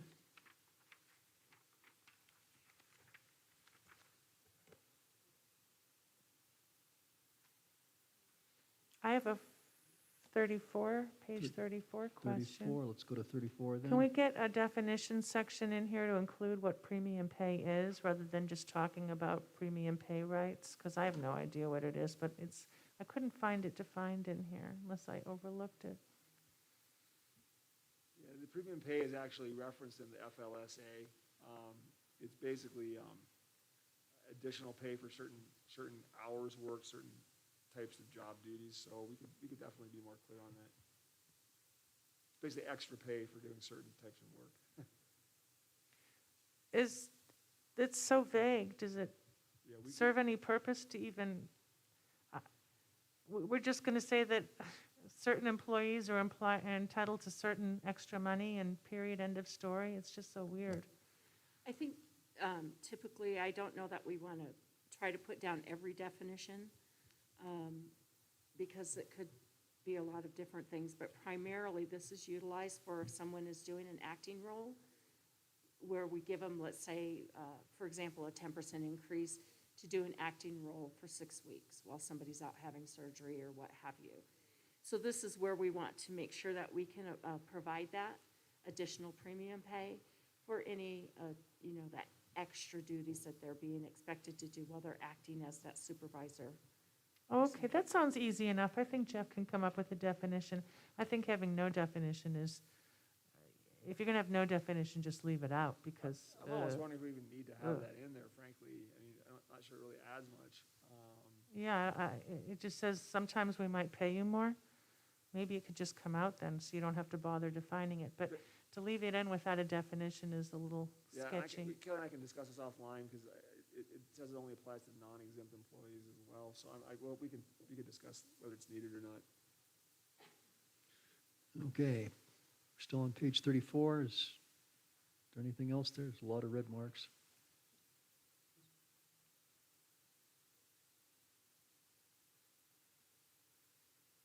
I have a question on 35. But you're lucky, because it's my very last one. How are we lucky? Yeah, because it's my last question, Oh, okay, so I can stop asking questions okay. after this. Let's go to it, Julie. I just didn't know, and I don't necessarily have a strong opinion on this, but I've read about other cases where you have an employee who has to take medical marijuana so he doesn't have seizures all day. He's working a desk job. He gets fired from his desk job because he gets randomly drug tested. It doesn't seem right to me that someone who needs medical marijuana for a legitimate reason would get kicked out of their job or could get fired, even if he's the best employee in the department. So I was just a little troubled by the THC thing there. It says that if you're caught with any marijuana in your system, it lasts for about 3 months. While you're on the job, then you can get fired. I just thought that was problematic and a little too old-fashioned, not very nice, especially if it's for medical. I mean, geez. Yeah, it's a tricky one. It's up to city council how you want to deal with that. Just as a note, a desk employee typically wouldn't be getting randomly tested, just as because it's not allowed in the public sector. So they wouldn't be getting a random test like that. But employees who are in safety-sensitive positions are the ones who would be getting randomly tested for the city. I'm not sure what's in your. I didn't see that. It's probably in your drug and alcohol policy, which is separate from this. Oh, But that's just the law. You can't test every employee randomly because it's an unlawful search and seizure. so that seems to contradict that. In that case, 6.1 seems illegal. It says we can drug test you, and we can fire you if you have medical marijuana in your system. But the drug Or am testing I would have reading to- that wrong? I'm not sure where exactly, it just says you can drug test every employee randomly. It's, I'm sorry, as if an employee who reports to work impaired or under the influence of drugs. But it says the So- city strictly prohibits the use or possession of drugs other than those prescribed by a physician from legal over-the-counter source. And then it goes on to say, in the next paragraph, no employee is permitted to report for duty while under the influence of drugs. An employee who reports to work under the influence of medical marijuana, it doesn't mean that he's impaired. Julie, it says the use or possession on city premises of alcohol, beverages of any kind and drugs other But I'm than those reading the prescribed. second sentence of the second paragraph, though. Read that one. Right. Right, but if you look at the first paragraph, it says, for purposes of this policy, marijuana is considered an illegal drug, regardless of whether it is used for medical or recreational purposes in accordance with Colorado law. I have no idea where you're reading from. The first paragraph, Of 6.1? yep. So we're establishing in our policy that medical marijuana is considered illegal for our organization. Yeah, that's what I thought it read. That's why I'm bringing up the issue. Do we really want to exclude potential employees because they have to use medical marijuana? If they're in a safety-sensitive position, like It doesn't say if they're in a safety-sensitive position. It doesn't say that here. That's what it needs to say. It depends on how you want to do it. So there's a couple of types of testing in the governmental context. First one is random, and you can only test people randomly if they're in a safety-sensitive position. Second one is under reasonable suspicion, is if they're actually reporting to work under the influence of drugs or alcohol. And then you can test them as well. Now, if you want to, as Councilmember Wolf's saying, if you want to permit people to use medical marijuana, you can do so. But I guess the question is, it's difficult with marijuana because it's not like alcohol. It stays in your system for a long time. But I guess it's up to city council, but I guess my expectation would be is that you would not want people reporting to work under the influence of marijuana while on the job during work hours, regardless of their position. But that, if you want to allow that, that's another thing we could talk about. I've never seen that before, but that's an option. The problem with testing for marijuana is that you don't know if a person's under the influence at the time, or because they can be having hot tests days or weeks later. So it's difficult to test for marijuana like it is for alcohol, although I think tests are getting better. But I guess the real question we're dealing with, maybe the fundamental question is, before getting into all the testing issues, is do you want to have this policy continue, which is basically saying it's illegal to be using medical or recreational marijuana? Or do you want to change that policy, I guess, to allow for it? Well, I'll shut up in a minute, but what I'd like to suggest to the rest of us is that we indicate in here that this does not apply to desk jobs, or however Jeff said it, safety, this only applies to positions involving safety and driving or something. Well, I guess, but do you want to allow people to be under right now it says you cannot report to work, no matter what job you do, under the influence of marijuana. Doesn't matter if you're. Yeah, I think that if somebody has a very low level of THC to keep them from having seizures all day, that they shouldn't get fired. That bothers me. It seems like a violation of the ADA. I don't know what Colorado law says on this point, but I just think it's overly restrictive. Yeah, So- it's legal, but it's definitely a policy question again. Right. Okay, thank you. Judith? Well, and I also just think the second sentence of that paragraph kind of is contradictory and may need to be changed, because it says the city strictly prohibits the use or possession on city premises of alcoholic beverages of any kind and drugs other than those prescribed by a physician. Medical marijuana is prescribed by a physician. So Well, The next sentence says, But- though, for purposes, it's Okay. not considered to Okay. apply. But I'm not arguing one way or the other, I'm I- just saying, I don't think Well- it's inconsistent.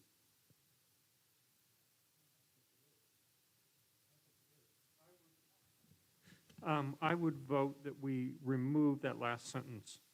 For purposes of this policy, marijuana is considered an illegal drug, regardless of whether it is used for medical or recreational purposes in accordance with Colorado law.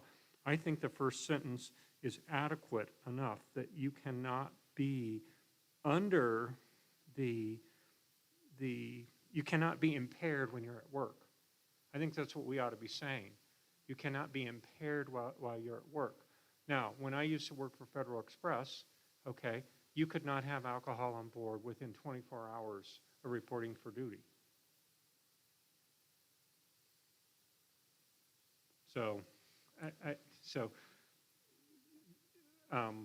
it wasn't, so they even had a wider window in terms of it wasn't just that you had a drink and then you were suddenly called in to deal with some emergency, sewer problem or something like that.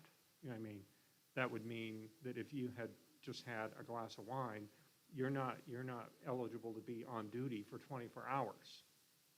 So I think we ought to focus on your impairment, okay, as opposed to this definition. I do think this second sentence does kind of conflict with sort of what's going on in the first sentence. And So I then think you the first also have to sentence- eliminate the second sentence of the second paragraph? Is that what you're, right, have you gotten there yet? This, okay, I'm still working on the second sentence of the first paragraph. Okay, can we work on that first?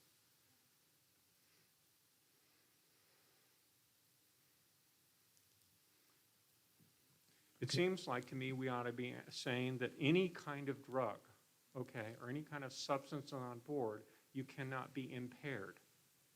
You have to be able to perform your duties. It doesn't make any difference whether it's prescribed by a doctor or not. If a doctor prescribes all sorts of, I don't know, whatever, and you're impaired and you're unable to function at work, it seems like to me you can't be at work. You can't be at work here, is my point, okay? So it seems like to me that's what we ought to be focusing on is impairment and an inability to do work as opposed to that you have marijuana is considered an illegal drug regardless of whether it is used for medical or recreational purposes in accordance with Colorado law. Whatever all that gobbledygook means, I just suggest we strike that sentence and clean up the first one maybe, if we are really talking about impairment, because I do believe that we do have a responsibility to the citizens that when you come to work, you are able to perform your work regardless of what you're on. Can I just ask Yeah. a question, Yeah. Mr. Shada?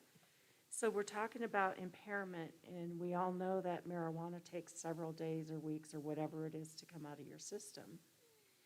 So if something happens and we have to drug test for whatever reason, there's a reasonable cause or suspicion or what have you, and we test that person and they're positive for marijuana, but we don't know whether they were actually impaired at that time or whether they were impaired 2 weeks ago when they did the marijuana. So how do we make that designation between what is the impairment?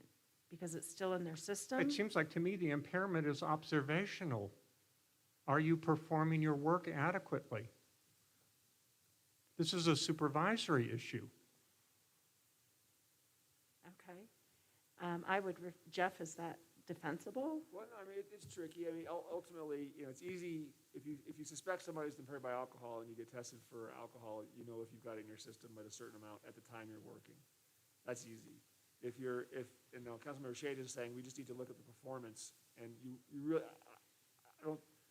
I'm not sure you can really do a good marijuana THC test that will basically tell you whether or not you were impaired by marijuana at the workplace at that time, just due to the way it works in your system. There may be some new tests that are being developed that do that, but I guess the ultimately issue is if you don't want to, if you want to allow employees who have a prescription for medical marijuana to basically use that prescription, whether it's I guess when they're on duty or when they're at home, as long as their performance isn't being inhibited, then I guess the answer would be that we have to have a policy that would address that and allow for that. I think it would probably have to apply to it would only allow certain employees who aren't in safety-sensitive positions, of course. You just too much of a liability there. I'm also trying to do a little research on the Drug-Free Workplaces Act, which is a federal act. that basically requires you to maintain a drug-free workplace in order to receive federal funds. And so I want to make sure that any kind of permissibility for the use of medical marijuana, it's still illegal under federal law, whether you agree with it or not, if that would affect your ability to get federal grants in the future. So Well, I if it does, we can always change the law back. You certainly could, yeah. What So- about, what about SORSA? Because that's our insurance, so Yeah, that's another issue. Yeah, I'd have to, SORSA, and what are, how will that impact our SORSA claims, and whether they'll cover us or not, I don't know. so I do know that employers do allow employees to use, some employers allow employees to use medical marijuana when it's prescribed for certain conditions. It's hard for us to guess whether it's an accurate, it's a good prescription, or you can't even go down that road. But I think it would be worth having a conversation with our insurer. I think it would be worth looking at the Federal Workplaces Act impact if you want to do this, and then we could draft some language that would be appropriate. I think the only problem is it's hard to basically prohibit being impaired at the workplace by marijuana, and yet allow employees to use medical marijuana because of the testing. I think that's just a tricky issue. But we could resolve it. I just haven't, honestly, I think you're the first employer that I've worked for that wants to allow it. So I just need to think about how we craft that policy. So you can And if we could leave it to the non-dangerous jobs, so that, I don't know if SRSA is going to be too upset if I broke my pencil when I was sitting at my desk because I had too much medical marijuana. They sure don't want me driving a vehicle, So as long as it's restricted to whatever is considered those non-dangerous or the safety jobs, I think that makes it less controversial and probably less disturbing to SRSA, but we'll see. What about, and I'm just asking Jeff, what about, let's say it's planning, they're making decisions, making recommendations, and then we get sued based on a decision. So those are things that we have to be thinking about. You mean you got too. sued because one of your employees made a decision because he takes medical marijuana and we might get sued? I don't know, Julie, I'm just bringing that up. I mean, those are things we have to think I about. can't imagine So that They lawsuit. couldn't use any vehicle or any government, any of our vehicles if they're, We're not talking about people who drive vehicles. We're talking about people who sit at desks. well, most of our employees have the option to drive a city vehicle when they go out on a site visit or something like that, or drive to the post office, or go Well, to the bank, or any of those. I guess it depends on how everyone else feels. For me, I don't mind saying that if you're going to drive a vehicle, you have to be, you can't be a medical marijuana patient. You'll have to get a job somewhere else, or let someone else drive. That would be a reasonable accommodation for someone who doesn't drive daily under the ADA. This is a note, the ADA doesn't apply to marijuana use because it's not legal under federal law, but it's the same concept, I understand. Is there a state version of the ADA? I thought we had a state version, maybe not. You have the Colorado Anti-Discrimination Act. It's similar, but not quite the same. Okay. Well, I think we've come up with a number of questions here, then it sounds like Mr. Parker has quite a bit of homework to do, so if These council, are good questions, it's good debate. I just want to, we could draft a policy that meets city council's desires. I guess I just want to make sure that city council wants me to do that. I understand Councilmember Wolf and Councilmember Shea to have an opinion, and I can certainly work on that.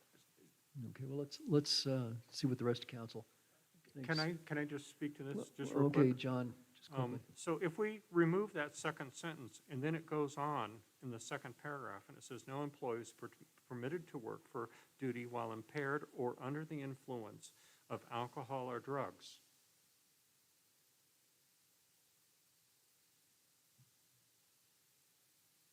So if I'm under the influence of pain medication for my back surgery, I can't work here.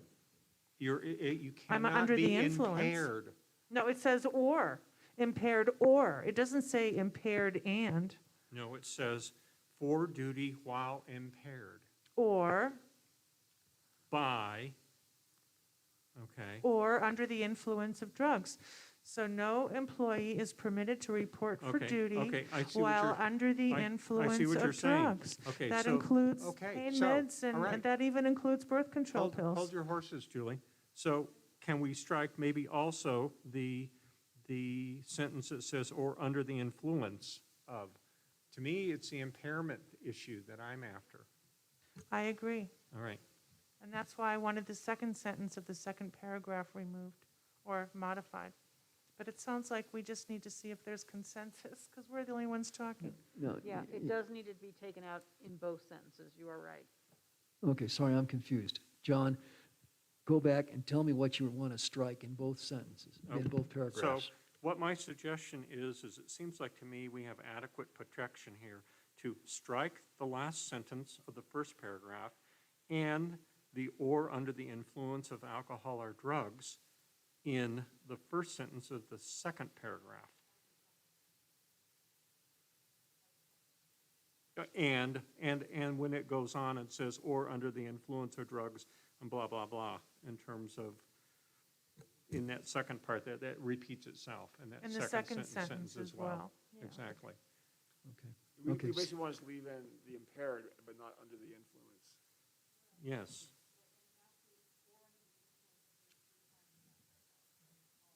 Yeah, exactly. Okay, so, And then see what Sarsa says about the desk jobs. okay, so we've heard from Councilman applying Shade and to- Councilor Wolf and Councilor Chandler. Natalie, what's your take? I'm okay with these changes, proposed changes, provided they're legal and why not? Okay. I probably wouldn't make the changes. I would, except I would see putting something in about this applies to the at-risk or safety-related situations. I think that would be adequate. My thought is if you come to work and you're not, your job requires you, say, driving a grader and plowing snow, you better be able to do your job. And, so I would be a little harsher. I would leave it the way it is relative to the calling marijuana an illegal drug. However, if we could massage this with some of the direction we've given Mr. Parker, I guess I could live with that. Nancy? I'm in basic agreement with you, Mayor. I would like to hear what Jeff comes back with after massaging it. I worry that we are potentially creating a greater risk than the risk of a person periodically who may need to take it for, diabetes or something. I don't know. I can't even think anymore, but Okay, right. yeah. Yeah, it's getting late. Steve? I have no thoughts on the matter. Okay. Okay, all right. Can we push on to the next question? One other thing, just for consideration. I bring your attention to just the wording that's in paragraph 3, and I think that's just adequate all by itself. I understand there's lots of drug-free workplace stuff and federal laws we have to comply with. We don't have to enumerate them all. I'm just saying what I think paragraph 3 says is quite adequate, and all this other gobbledygook that we're arguing over in the first and the second paragraph, I would just propose just removing it. Thank you.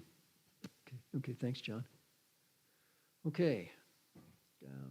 Anything left on page 35? 36.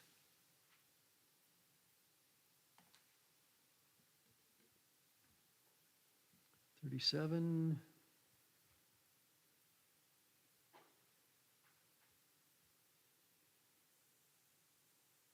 38, anything? I just have a question on 6.5, workplace violence prevention, violence with an E. I did, yes, on page 38. I was just wondering, are we a weapon-free workplace? There's a placard on the front door that says no guns allowed. Yes, we are. Okay. That's all. Okay. It's not in here. So it's just something you might want to consider adding. It's in our code. It says on all city property, et cetera, no guns. So it's in our Yeah, I just municipal didn't code. see it in this policy, Yeah. so. Okay. Employee benefits, page 38. holidays. I guess there was some question about Juneteenth.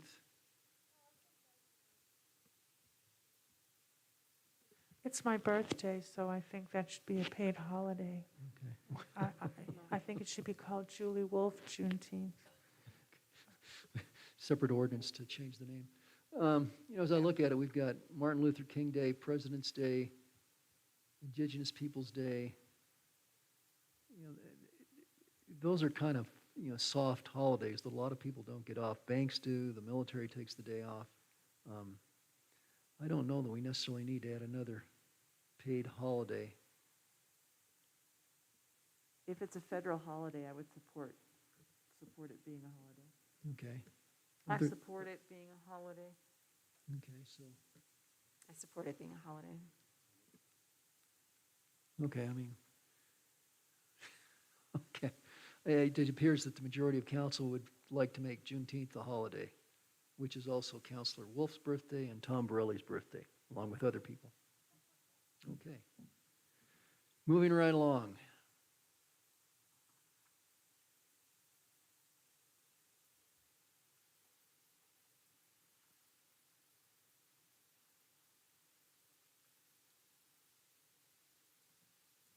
Did you want us to just jump in, or? Oh, yeah, sorry, yeah, go ahead. Just on page 40, 7.4, I was just confused by,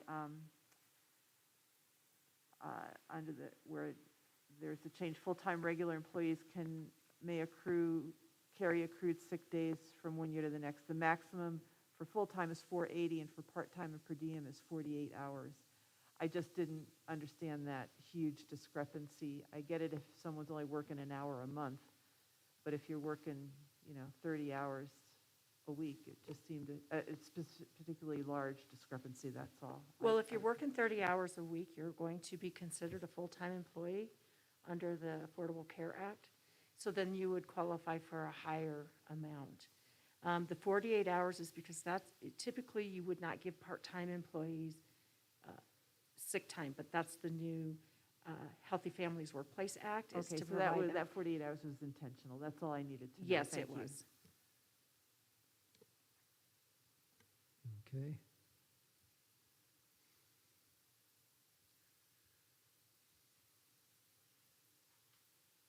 Just chime in if you've got something.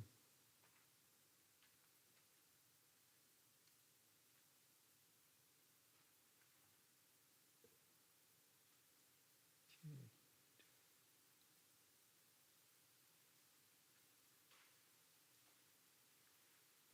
42, 43, 44, 45, 46. Okay, and then we have the 46th receipt, acknowledgement of receipt of the city employee handbook to be completed by employees.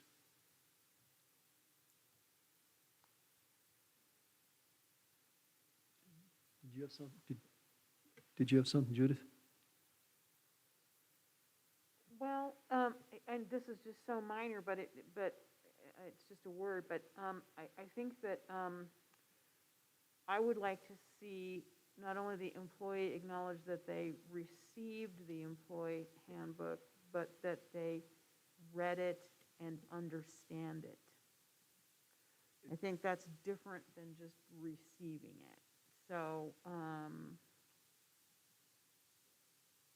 Well, that might protect the city if we get sued. That's a good idea. yeah, I just, it's one thing to receive something and, but by signing it, if you say, I received it, I read it in its entirety, and I understand the contents, is different than, I don't want to see an employee come back and go, well, I didn't understand those 3 paragraphs, so I didn't realize they applied to me.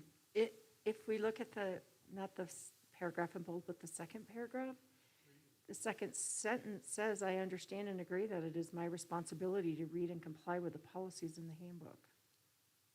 Someday in the future, maybe when I get around to it, versus Judith is saying, the distinction is pretty fine, but she's saying, I swear that I've already read it, which is what you have to sign when you sign a will and things like that, whereas you're saying, oh, I promise I'll read it someday. I think that's the difference.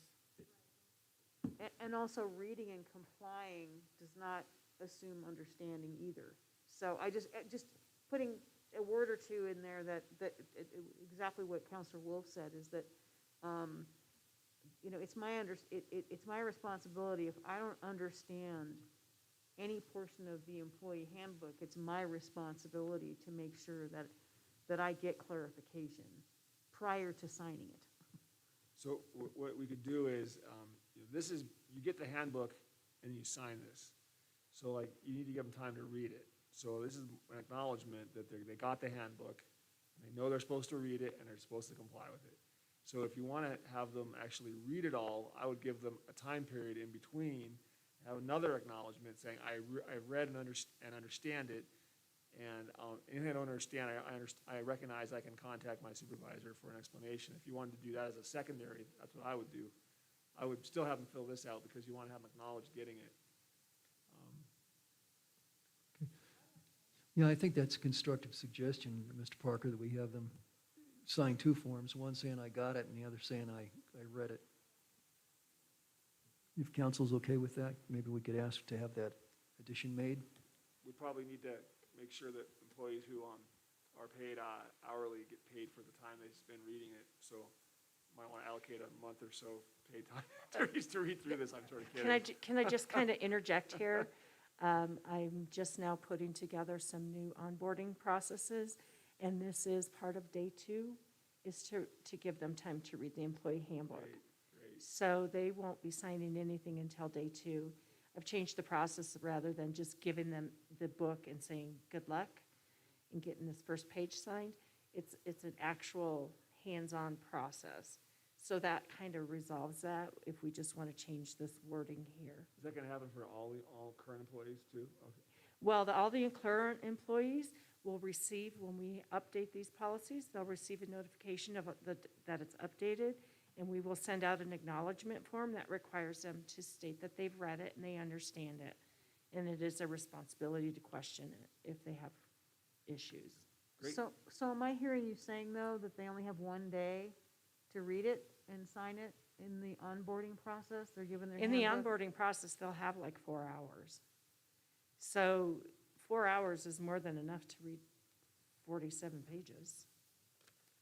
I would think Okay, that's yeah, okay. plenty. Okay. Kelly, I think we've gone to the end there. Thank you. Any additional questions here?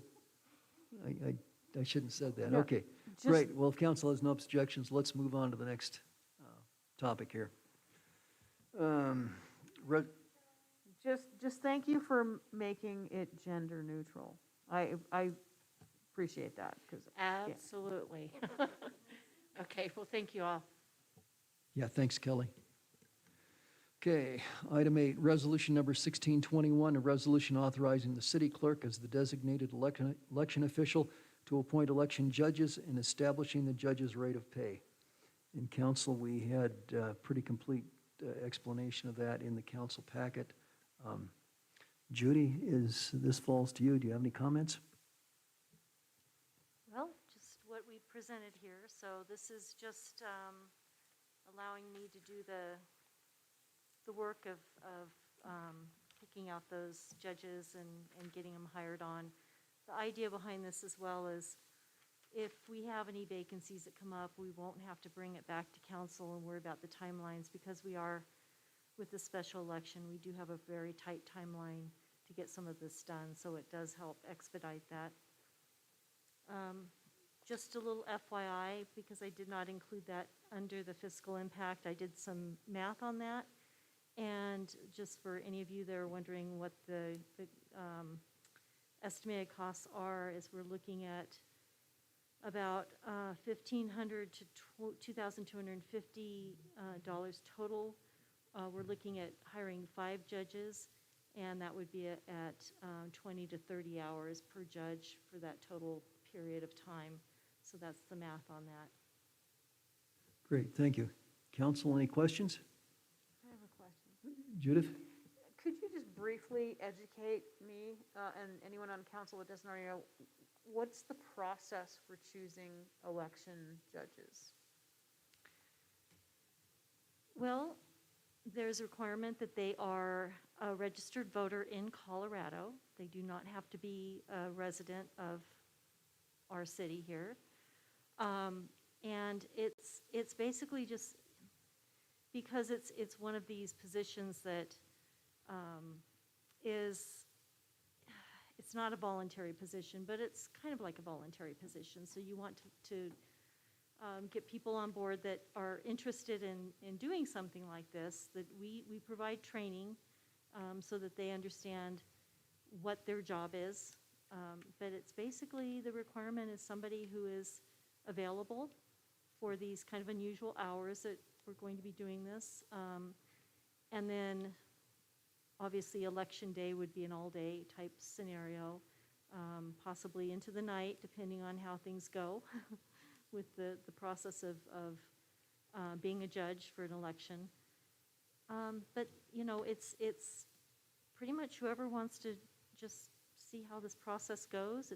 I mean, elections are very interesting. There's a lot of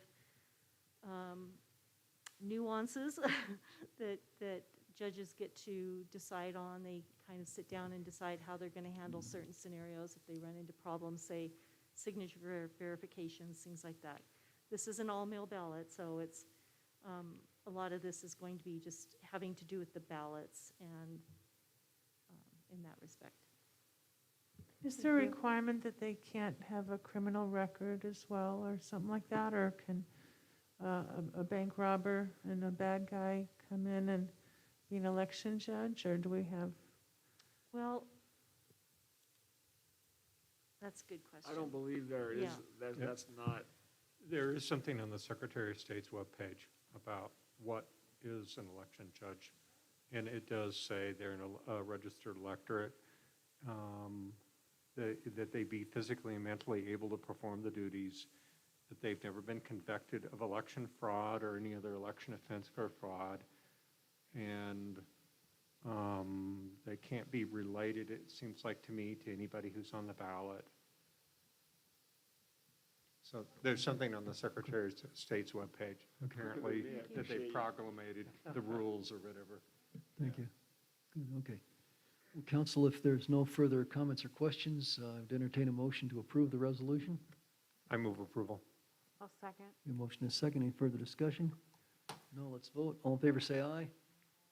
Motion passes unanimously. Thank you. Thank you, Judy. Okay, next item, consideration of an opioid memorandum of understanding. everybody's pointing at me. Yeah, Well, the short of it is, if you want some money, you need to sign the MOU and the other agreements. But the longer story is that this MOU is basically between the Colorado state and all the governmental entities in the state. And it basically makes you, as the city and other entities that sign this MOU and other related agreements, eligible for a portion of the, I think it's roughly $300 to $400 million settlement amount that's allocated to Colorado in the nationwide opioid litigation among all, I think maybe all states, but most states in the U.S. and local governments sued distributors and manufacturers. So this is this is the first settlement coming out of that lawsuit. The city was not itself a party to the lawsuit, but it's a beneficiary based on the way this is being set up. There are basically 4 different categories of entities that receive a portion of the funds the way Colorado has set it up.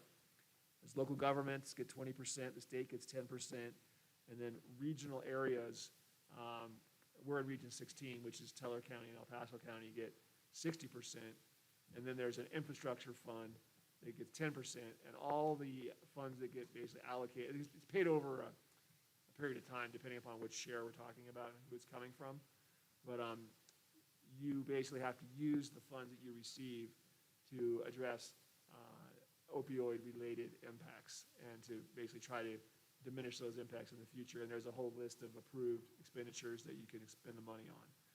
And so the short of it is that this MOU needs to get, I think, 95% of the local governments to sign on to it to qualify for what's called, like, I guess, full settlement payments. There's an incentive sort of structure in the settlement that the defendants have required, and it's been agreed upon, so that they can be assured that they're not facing any future lawsuits from a substantial number of local governments.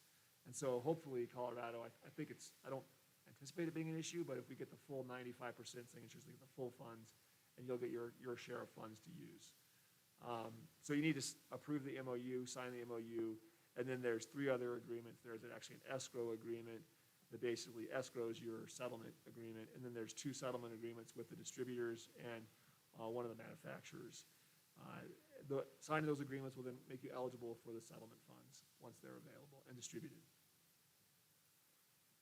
Thank you. You're welcome. Any questions for Mr. Parker? Mayor Bortem? I was just wondering, do we have any estimate of how much money well, let me phrase this a different way. Since it's very fenced dollars, very limited in what you can spend the dollars on, there weren't a whole lot of examples on what you could spend the dollars on. But there is a workload implication with that as well for both the city as well as for, to be probably on a regional planning or distribution board as well. So I just want to make sure that the anticipated dollars, I also don't know how, well, I'm just concerned about how broadly we can use the dollars for. So is it worth it? Well, that's more of a policy question than a legal question. I do believe that most of my entities believe it is worth it. You can also pool your money with other local governments. Okay. And so you can all share those funds. So it isn't like Manitou Springs has to do it all itself. You can pool the funds. You can, with Colorado Springs or other Okay, entities. that helps, yeah. Thanks. So, yeah. Good, thank you. Other questions? I move that we direct that all 3 documents be signed by the mayor. All 4 documents. Okay, we motion? Do we have a second? Second. We have a motion, a second. All in favor, say aye. Aye. Thank you. Motion passes unanimously. Thank you. Great. Thank you, Mr. Parker. And the last item, item 10, consideration of approval of final order regarding appeal from Mayor? finance. Who seconded the last? Okay, sorry, thank Oh, you. sorry, that's okay. Okay, consideration of approval of final order regarding appeal from Finance Director revocation of LaFun Business License, 123 Manitou Avenue, Manitou Springs, Colorado, 80829. So, hi Becca. Hello. Good evening. You should all be familiar with this agenda item. At the hearing at the special city council meeting on October 5th, City Council upheld my revocation of the LaFun business license and directed the city attorney to write an order for this purpose. Before you tonight is that order. Please note, on the memo, under purpose, 6 lines down, the date referenced is October 5th. The order was actually for October 15th and is correct. And that's all I have to say about this matter. Okay, thank you. Council, any questions or comments? Julie? I wanted to know if I could, I just have some rewrite of it just to tighten it up so that it's more customary, so that we'd be a little better protected if we're sued by those people if they decide to appeal our decision. And so I started to do it, but then it got so messy because I didn't have it in a Word doc. So if it's okay with everyone, I'd like to take a stab at just kind of rewriting it and submitting that so that we can save time. And if that's not acceptable, I'm happy to tell you which sentences I'd like to see changed. Okay, thank you. Mr. Parker, do you have comments on that? I'm happy to listen to any revisions anybody wants to make to it. Okay, well, the recommended action is a motion to approve the final order regarding, that appeal. Okay, well, I'm happy to go forward then. On the first paragraph, the first sentence, I think it should say, I got to pull it up.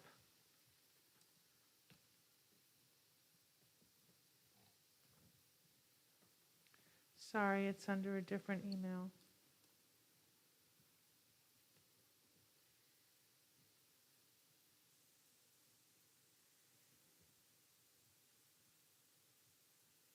While Julie's looking, I just always get concerned when we have conflicting expert opinions on things, and we hire a city attorney to do this sort of thing for us. It's not to say that Julie doesn't have some good suggestions, but it's like when you have two engineers with conflicting opinions. So- Okay, well, if you don't mind I'm still allowed to say my No, I'm just- recommendations, while and we're then you can waiting. shoot them down when I'm done. Did you draft Okay. this, Jeff? Yep. Okay, well, let me jump right in here and see where the heck I saved this thing. I'm having trouble finding where I saved it. Okay, I'll just kind of shoot. I think it should say the second sentence, after receiving testimony, after having reviewed all tendered exhibits and considered the statements, rather than after hearing arguments. Now, I realized that got picked up or cleaned up on the second page, but I customarily see that at the beginning, and I just thought that would make it stronger, that we didn't just hear arguments. We had a trial. We considered testimony, we reviewed all of the exhibits that were tendered, and we heard the arguments. Then I think the second sentence under background should say the notice set forth the nature of the violations, as well as the code, city code that was violated, because that's kind of loose. I'm sorry, which section am I looking at here? Second sentence under background on page 1, it just says the finance director's decision was for violations, which of the city code, and it doesn't say anything about I think it should say that the notice set forth the nature of the violations and what they, the factual basis for the violations and which sections of the code were violated. Okay, so I'm happy to work on that. So like right now, if you look down, it has the heading 5.04090A4. And then it says the violations of section 5.04090A4 found by Ms. Davis were, and then she lists providing long-term lodging. But it doesn't say that we Yeah. gave that in the notice. And there was very frankly poor testimony on that point, if any. So I think we need to say that the notice was adequate. The notice set forth the following, da-da-da-da-da, or the notice set forth the facts and law that was violated. But that's just my opinion. And I have all kinds of stuff on the second page, but it would be way too time-consuming to talk about it, so I won't. I guess my thought is, Julie, I appreciate you putting your legal eyes on it. It would seem to me that what Mr. Parker prepared is adequate, and I'd be willing to go forward with that tonight. I guess I'm not too afraid of being sued by those guys. I mean, they didn't bother to get a lawyer for their presentation. They didn't bother to write down any kind of coherent notes for their presentation. I don't really, maybe I'm being a little reckless, but I don't think they're a huge threat. Other comments?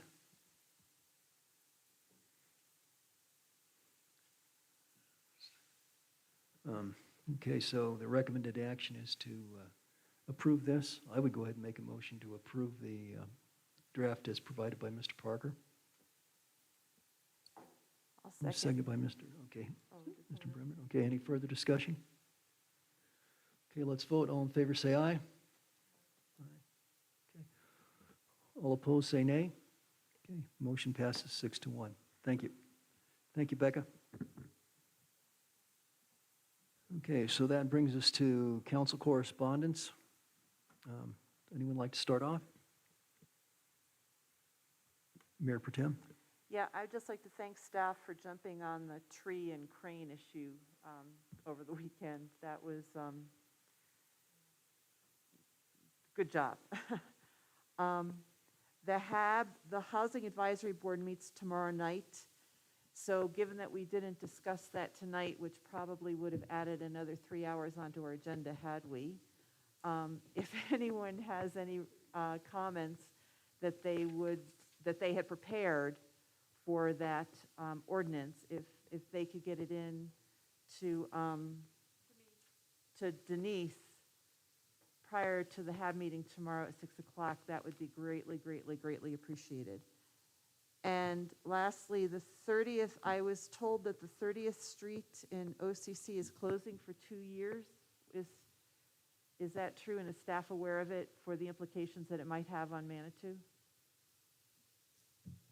I don't know all the details. I've heard that there's portions of the street and the whole project is taking 30 years, taking 2 years. And I know Alex has been working with them, and we're trying to get all the information out to our public. There is a website, I guess, with the information of what that entails, but it's going to be a fairly large project because it's from 30th all the way, I think, to Garden of the Gods.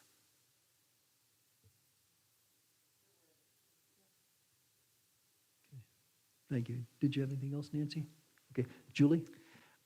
In response to, and I don't know if this is responsive to what you just said or not, Nancy, but I don't know if the HAB wants to look at this, but 15.08.080 of the proposed housing ordinance, it says each, if I understood it correctly, each dwelling unit must allow for off-street parking. Is that referring to each dwelling unit in the city has to allow for off-street parking?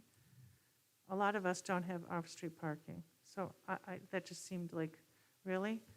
Is the next sentence missing that maybe should say you're grandfathered in if your house is already built and you don't have off-street parking, or what?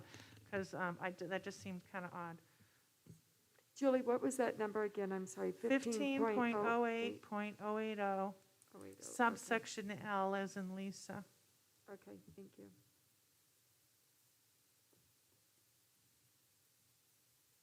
Okay. Julie, did you have anything else? Okay. Anyone else? Natalie?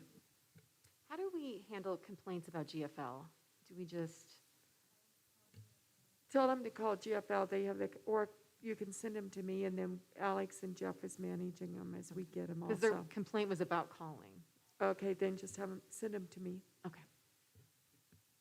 Anything else, Natalie? Okay, no. John? Judith? Okay, great. Because I would mention a little bit about, you've probably seen emails, and some of you sent emails to council members regarding the budget, the complexity and the what seems to be a compressed timeline. So I would, first I'd suggest that you get your comments to Denise by close of business on Friday. I know I've submitted a couple things. I think that what we would, and this gets to be a little tricky because there's a number of things we have to do by the end of the year. The budget, of course, probably being the most demanding one. We have to do some evaluations and close out some things at the end of the year.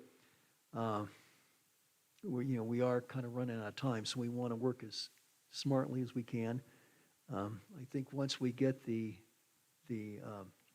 question, when Denise gets those questions, she'll probably be having city staff do some research on that, bring them back in a meeting, and we'll have to, I think, talk about this a little bit and figure out what our priorities are. I think also there was kind of a major course correction suggested with the marijuana, increasing the tax rate on the marijuana. We probably need to talk about that. So we'll try and get that at a future work session in the very near future.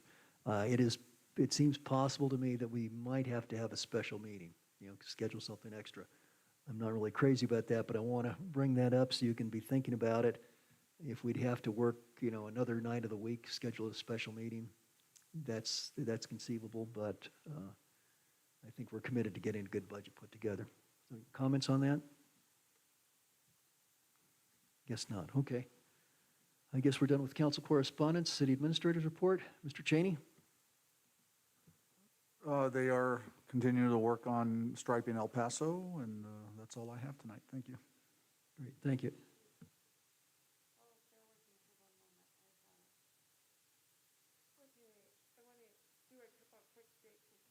couple of quick dates. November 4th at 6 PM, we'll be here and we'll be talking about the MAPS projects that's on the west side. So we'll be talking about the issues that we've had and what's happened and how we're moving forward. So that's November 4th at 6 PM. The fire training facility policy meeting is November 12th at 6 PM. And that will be in the fire station. So that's November 12th at 6 PM. And the photo contest that we did last year, the deadline is 11:59 on November 5th. And more information will be available on the website for that also. Other than that, I'm sorry, I don't have any other updates. I did want to mention, remember with the budget, one thing is it can be amended throughout the year. So if you go through and you say, we just want to move everything to capital, and then the first quarter of next year, really look at it and take more of a deep dive, you can do that and amend at any time. So that is also an option. Good, thank you. Good Is to know. that public, is that meeting for the public, the one, the fire training? Yes, it is. How are they going to be notified about that? I believe it's going to be in the paper, it will be social media. We'll reach out to the people that we've done before, and they'll probably be letting people Oh, know, great. but we'll be doing it a variety of ways. Thanks. Great, thank you. Well, that brings us to the end of the evening, I think. I'd entertain a motion to adjourn. Move to adjourn. Okay, we have a motion and a second. All in favor, say aye. Aye. Okay, thanks, everybody.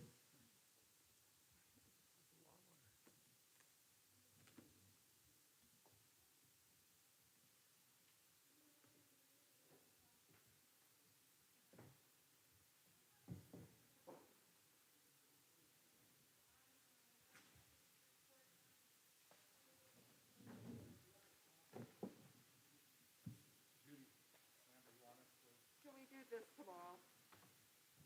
You want to do?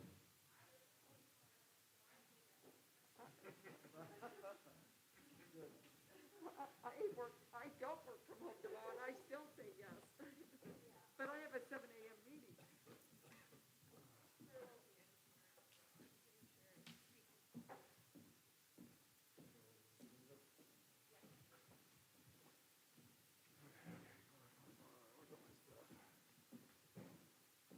Usually ready to go, but I need a minute just to get my stuff organized here for all the stuff I gotta do. We have stuff to pick up.